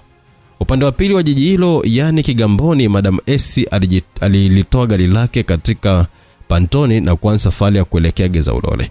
Mwendo wa wastani ulimchukua takriban dakika 45 kufika eneo hilo. Akaacha makazi ya watu na kuanza kupita mashambani mpaka kijiji kidogo ambacho kwacho ndipo waliweka makazi yao ya siri, shamba. Alipofika tu getini hakusimama, maana geti hilo lilifunguka lenyewe. Magari yote waliokuwa wakiyatumia kiofisi yalifungwa kifaa maalum ambacho kiliwasiliana na sensa ya geti umbali wa mita 20 na kufanya lifunguke automatic. Ndani ya jumba hilo alikosekana Jasmine peke yake kwa kuwa alikuwa katika kazi maalum. Madam Esi akaingia na kupokea heshima zote kutoka vijana wake. Alistahili kwa kuwa alikuwa ni spy master makini katika taifa hilo. Head of TSA, walikuwa wanamuita Hoti kwa kifupi.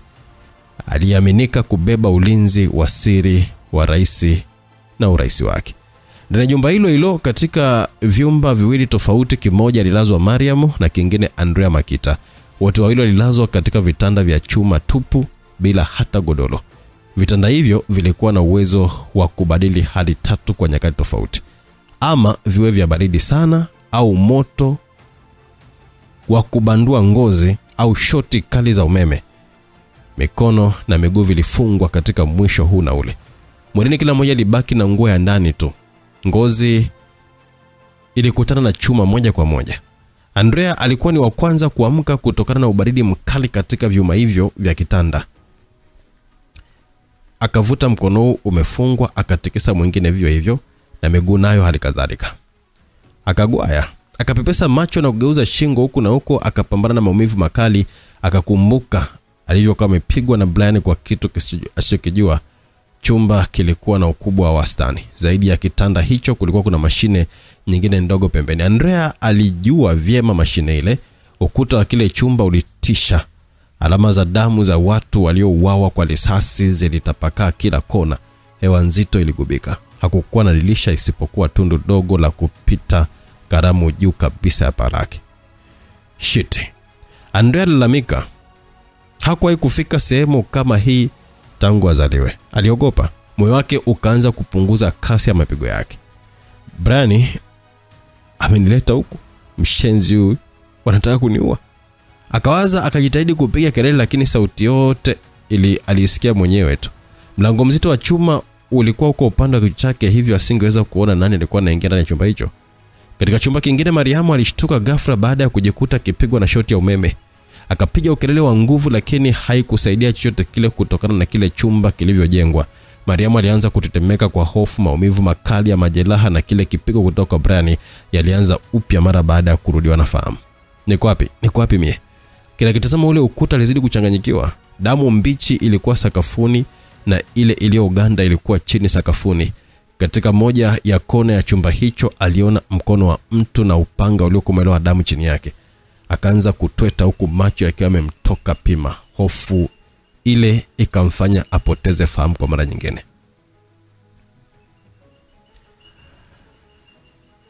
Katika chumba maalumu kilichofungwa mitambo mbalimbali ya mawasiliano, Gina alikuwa ameketi huku vidole vyake vikigonga meza ambayo juu yake kulikuwa na kompyuta kubwa na ukuta wa mbele yake ulikuwa na runinga iliyokuwa ikionyesha chumba kile alichofungwa Mariamu.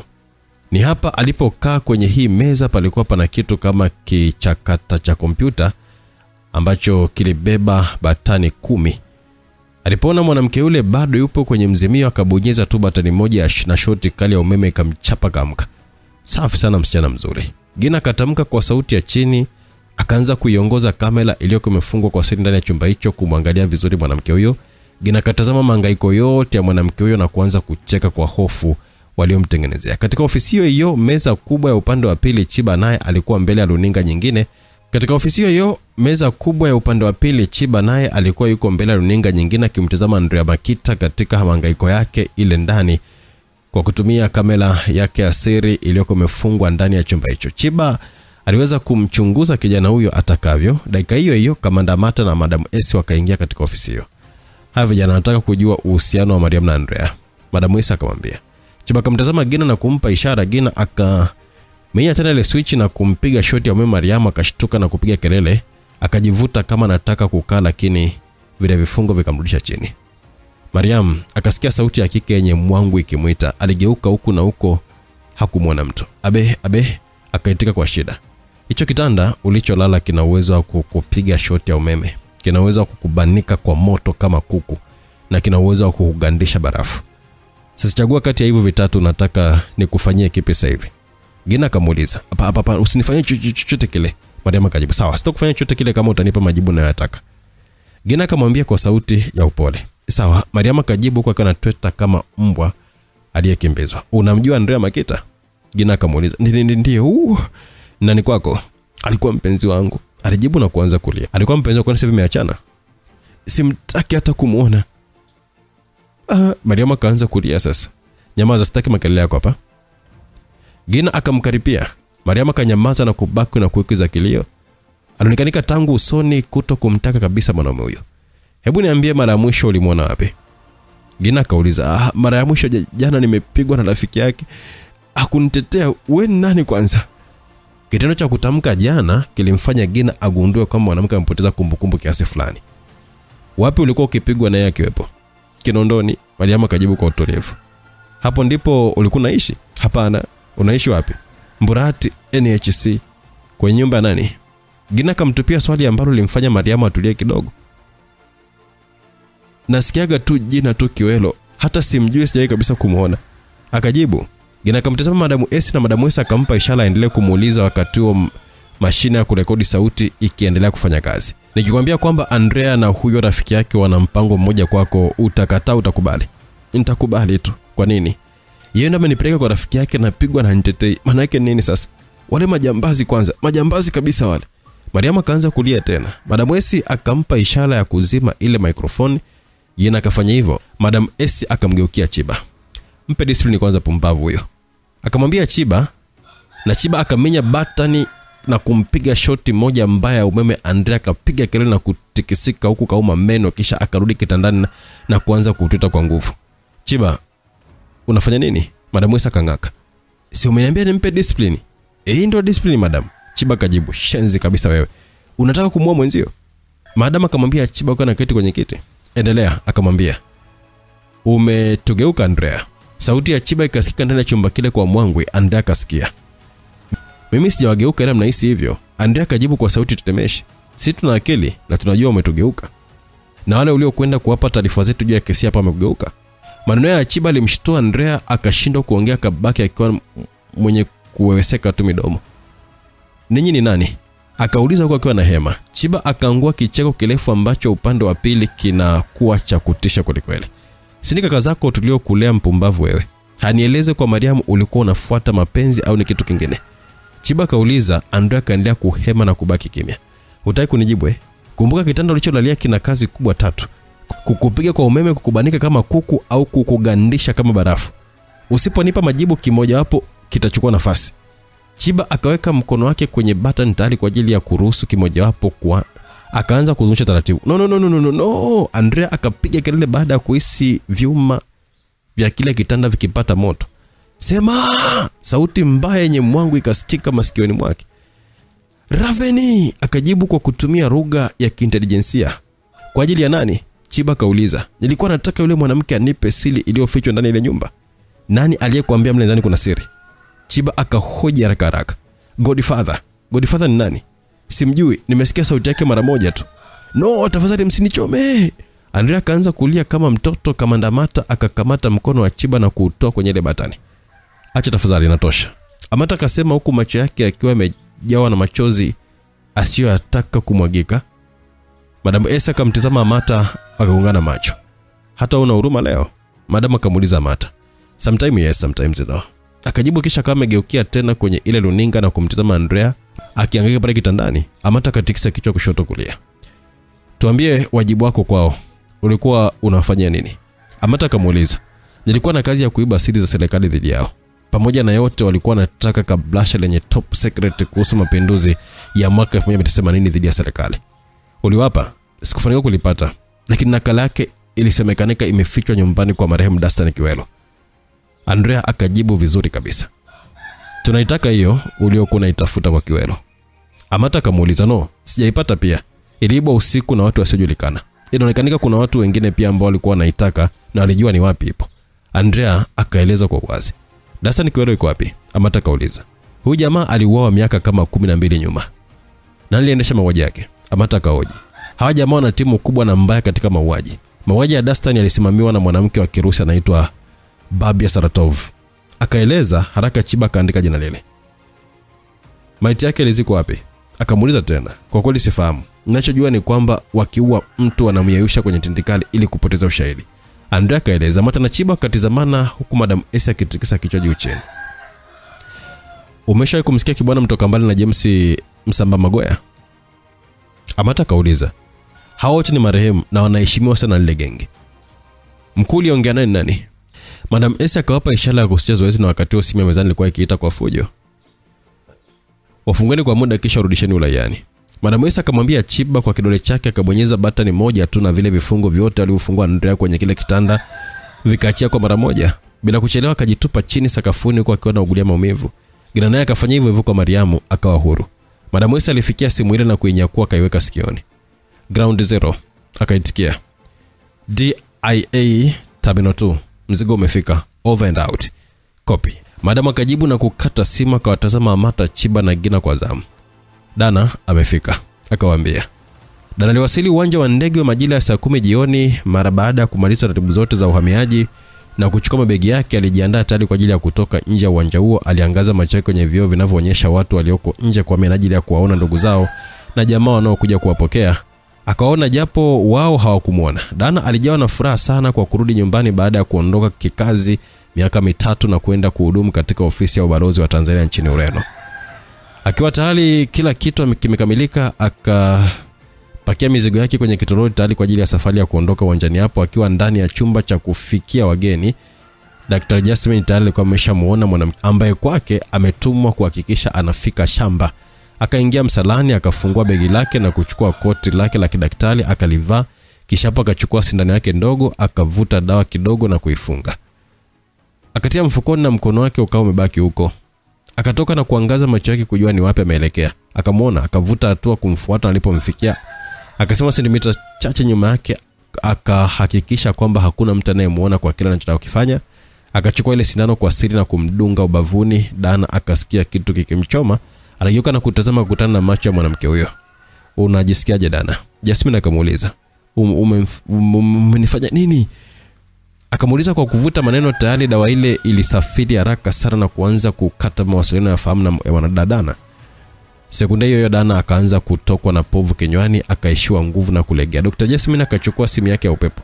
Mgonjwa wetu amezidiwa sana, msaada wa kitanda tafadhali. Over. Akaita. Msaada unakuja mara moja. Over. Akajibiwa upande wa pili. Kutoka kwenye maegesho ya magari nje ya uwanja huo, Scoba akatia moto injini ya gari lake la wagonjwa alilokuwa nalo siku hiyo, akapiga king'ora na kupata msaada wa njia haraka sana mpaka karibu kabisa na mlango mkubwa wa kutokea wageni.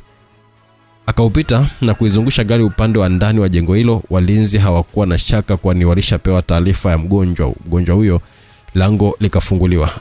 Akaingiza gari na kuliegesha salama, akatelemka na kufungua mlango wa nyuma, akatoa kitanda cha magurudumu na kuwahi kuingia nacho ndani. Dana akapakiwa juu ya kile kitanda na kufungwa barabara akiwa hana lepe la fahamu. Kwa haraka kitanda kile kikaingizwa garini, kikawekwa mahali pake na safari kaanza. Nusu saa baadaye gari lile likawa limeingizwa kwenye maegesho maalumu huko shamba. Madam Essie, Kamanda, Amata, Chiba, Gina wote walikuwa hapo maegeshoni wakimsubiri mgeni wao. Kazi nzuri sana Jasmine na msaidizi wako Scoba. Madam Essie akamwambia huko akiwa anampa mkono kila mmoja. Dana akaingizwa ndani katika chumba maalumu, akaondolewa kwenye kile kitanda na kuwekwa juu ya kitanda kingine cha chuma. Akalazwa hapo akiwa kafungwa mikono na miguu na kwa vifungo maalumu. Baada ya hapo timu nzima ikaingia kwenye chumba maalum cha mawasiliano. Ndani ya chumba hicho waliweza kumuona vyema mgeni wao, wakasubiri amke. Dozi ya sanga bilo mpatia. Madam Essie akamuuliza, masaa mawili tu. Jasmine akajibu huko akiwa na jiegemeza kiteni, nafikiri kutoka kwake tutapata mengi sana. Madam Essie akamwambia Amata, kabisa huyu alitaka niuze kule Lisbon. Amata akajibu. TSA wote wakawa wameketi kila mmoja katika kiti chake. Mbele yao kulikuwa kuna runinga moja kubwa inayoonyesha mitaa mbalimbali ya jiji la Dar es Salaam, hasa zile sehemu nyeti kama Muhimbili, uwanja wa ndege, bandarini, Ikulu na maeneo mengine. Uko shughuli zikaendelea kama kawaida, pilika za watu zilishika hatamu. Wakati mazungumzo yakiwa yanaendelea katika chumba hicho, Chiba alikuwa ametingwa kwenye kompyuta yake akipekua hili na lile, cyber intelligence. Hapa tulipokuwa huyu mwanamke atatukwamua tu. Anajua mengi sana huyu, Amata kasema, na wengine wakatikisa vichwa kukubaliana naye.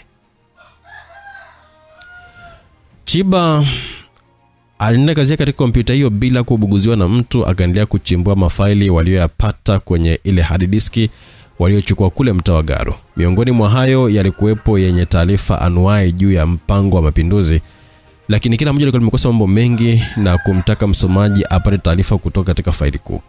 Faili kuu, Chiba kawaza na kujaribu kupekua hilo faili kuu asilipate. Akamgeukia Madam Essie ambaye alikuwa akizungumza na Amata na wengine. Madam akaita mwanamume huyo, akageuka na kumtazama kijana wake TSA namba 2. Naweza kupata sauti ya kibwana mtoka mbali kama iliwahi kurekodiwa mahali akiongea? Akauliza.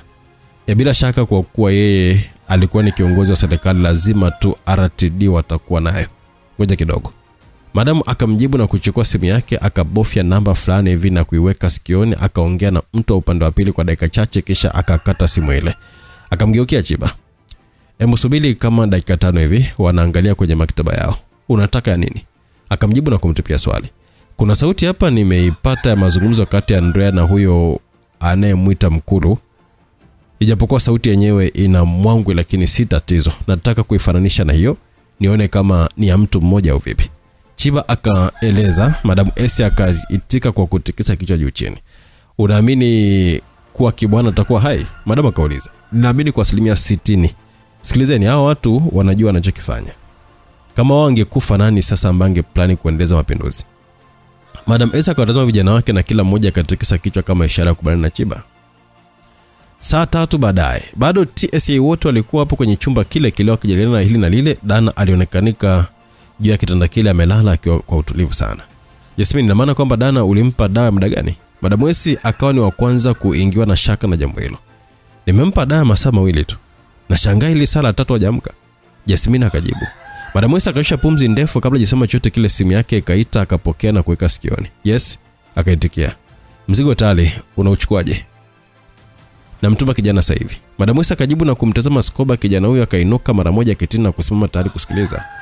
Fika RTD, muone Jamila msema kweli, atakupatia mzigo. Na usubiri hapa. Akamwambia, sawa madam. Scoba kajibu kwa nidhamu ya hali ya juu sana na kuiacha ofisi ya Madam Essie. Akarudisha akili yake tena kwa hao waliobakia. Huyu napaswa kumwamsha huyo. Hivi anajaza pa kutupotezea muda. Gina akasema. Madam Essie kama ametikisa kichwa kumpa ishara Gina kwamba afanye hivyo. Bila kuchelewa akaminya kitufe cha kwanza, cha pili na baadaye akaminya nobu nyingine. Shoti kali ya umeme ikampiga Dana, akatoa ukelele wa maumivu. Gina hakuachia nobu ile mara moja mpaka Madam Essie alipomvuta mkono kwa nguvu. Gina, hivi hujui kwamba unaweza kuua wewe? Akamuuliza, najua, sasa lazima apate adabu kidogo kwa usaliti wa nchi yake. Dana akatulia kimya kitandani baada ya shoku ile ya umeme. Kifua chake kilionekanika wazi kupanda na kushuka haraka. Akatazama huku na kule kwa geuza kichwa chake. Dana, sauti ilimuita. Akatulia kuisikiliza. Hakujibu chochote. Sauti ile yenye mwangwi ikarudia kuita karibu mara 3 hivi, lakini mwanamke yule hakuitikia wala hakuonesha kuwa anajali. Jeuri huyu, Gina akasema na kubofya tena kile kitufe. Shoko nyingine ya umeme nyingi ikampiga Dana takriban sekunde 10 hivi. Kelele kali kasikika katika spika ndogo ndani ya kile chumba. Gina kaachia nobo. Dana, ile sauti ikaita. Dana akabaki kimya. Tesewa akatazamana wote kwa mara moja. Amekula yameni, hawezi kusema. Yasmina kadakia kwa kauli hiyo. Kamanda Mata akamtazama Madam Esi ambaye alikuwa kimya akimtazama msichana yule kwenye runinga kubwa ukutani. Nunda, Madam Esi akasema akimtazama Amata, nahitaji wanawake kama hawa kwenye dala yangu. Akamaliza kwa anasimama kitini. Vijana wake wote wakamfuata kwa macho wakimtazama. Hawakuwahi kumsikia akisema kitu kama hicho hata siku moja. Kamanda Mata kauliza, wewe mwanaume upitwi? Haya, mimi natoka, nahitaji Dana azungumze. Nitakaporudi nipewe taarifa ili kazi ianze rasmi muda huo. Madam Esi kama ametoa maagizo na kukiacha kile chumba. Kamanda Mata akageuza macho yake na kutazama runinga ile. Hakujali alichokisema bosi wake. Chiba bado alikuwa akiweka mitambo yake vyema, tayari kurekodi kila kitu ambacho atakisema mwanamke huyo. Dana, kuna mambo matatu tu ambayo naweza kufanyia endapo kama hutosema lolote lile. Amata akamwambia kwa sauti ile iliyokuwa imejaa mwangu ikimfikia mwanamke huyo. Vyema kabisa, sina la kuambia. Dana akajibu kwa kauli fupi. Tunataka kujua uhusiano wako kati yako wewe na genge la wakina Mwanachia. Amata akamwambia, Mwanachia alikuwa mpenzi wangu, hakuna jingine. Akajibu. Amata katulia kwa sekunde kadhaa. Bob Marley alisema, only your friends know your secrets.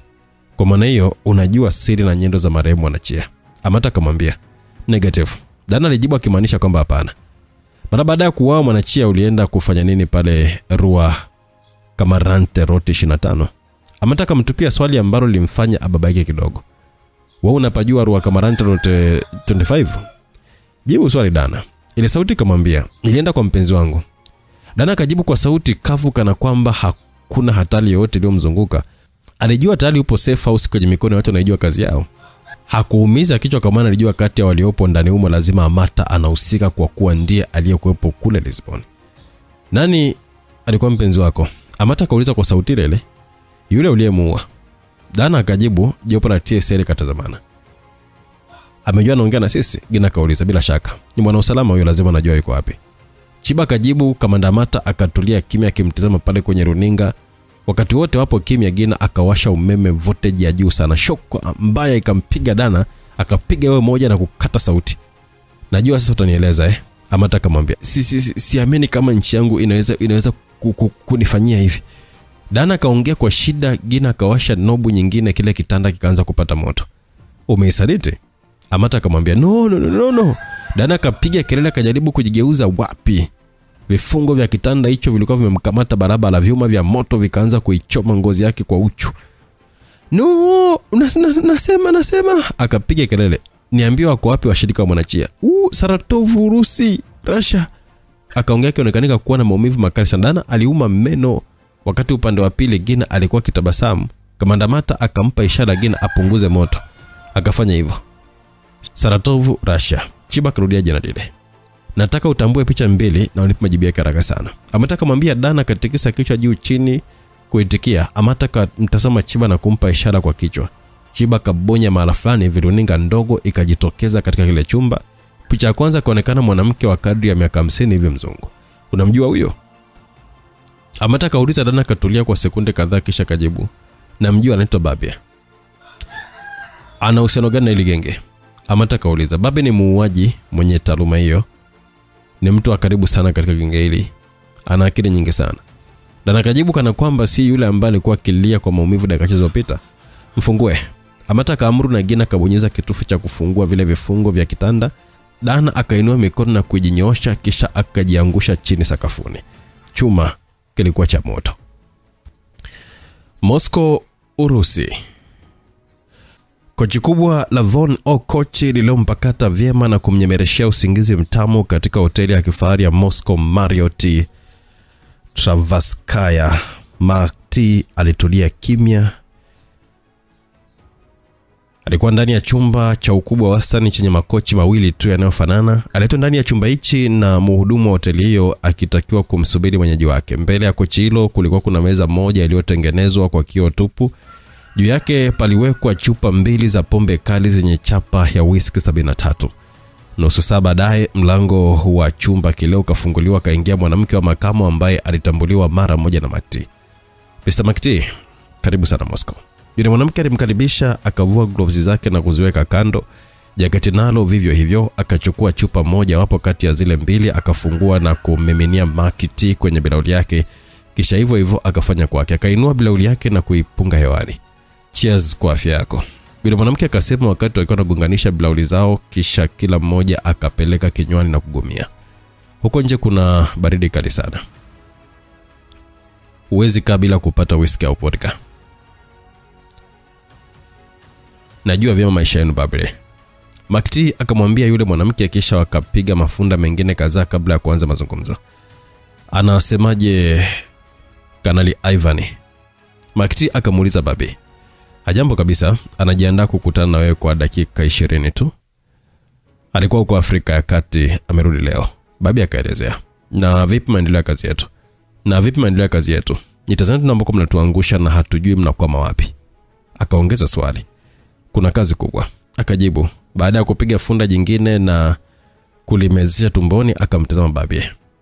Umakini wa kwenye masuala ya kiintelijensia unatia hofu. Wanatuchokonoa mpaka wajue tulipo. Akaongeza jibu. Babi akawa ameinama chini baada ya sekunde kadhaa kainua uso wake. Ina maana wamewagundua? Akauliza kwa sauti ya chini. Bado ila ni wanapita kwenye njia mbaya. Tukichelewa watatutia mikononi. Makti akaelezea. Lakini ninyi mna makosa. Tuliwaambia kwamba Afrika haiwezi kugeuzwa kirahisi kama yai kwenye kikaango. Mkatuhakikishia kwamba inawezekana. No. Mtaingia kwenye mikono ya serikali sasa hivi. Babi akawa amezungumza kwa uchungu. Kote tulikopanga mapinduzi tumemaliza. Tanzania tu tunakwama. Hebu kweni wanaume basi kidogo. Mjaribu kuitikisa nchi kipindi kile, sasa hivi imezeeka. Andani vijana tulete mzigo mfanye kazi. Babi akawa ameongea kwa mamlaka kama anaongea na mdogo wake. Najua hata Ivan hajafurahia kabisa baada ya kusikia habari za Brian. Babi akawa amekarisha sentence yake, ukimya ukatawala kati yao, hakuna aliyekuwa ameongea wala hata kutikisika. So, Makti akauliza kwa kifupi. Tunaweka 10 tu za kwenda kumuona Ivan. Lazima ukubaliane na atakachokisema. Babi akamwambia Makti, na wakati huo kijana mmoja wa kizungu akawa ameingia katika chumba kile.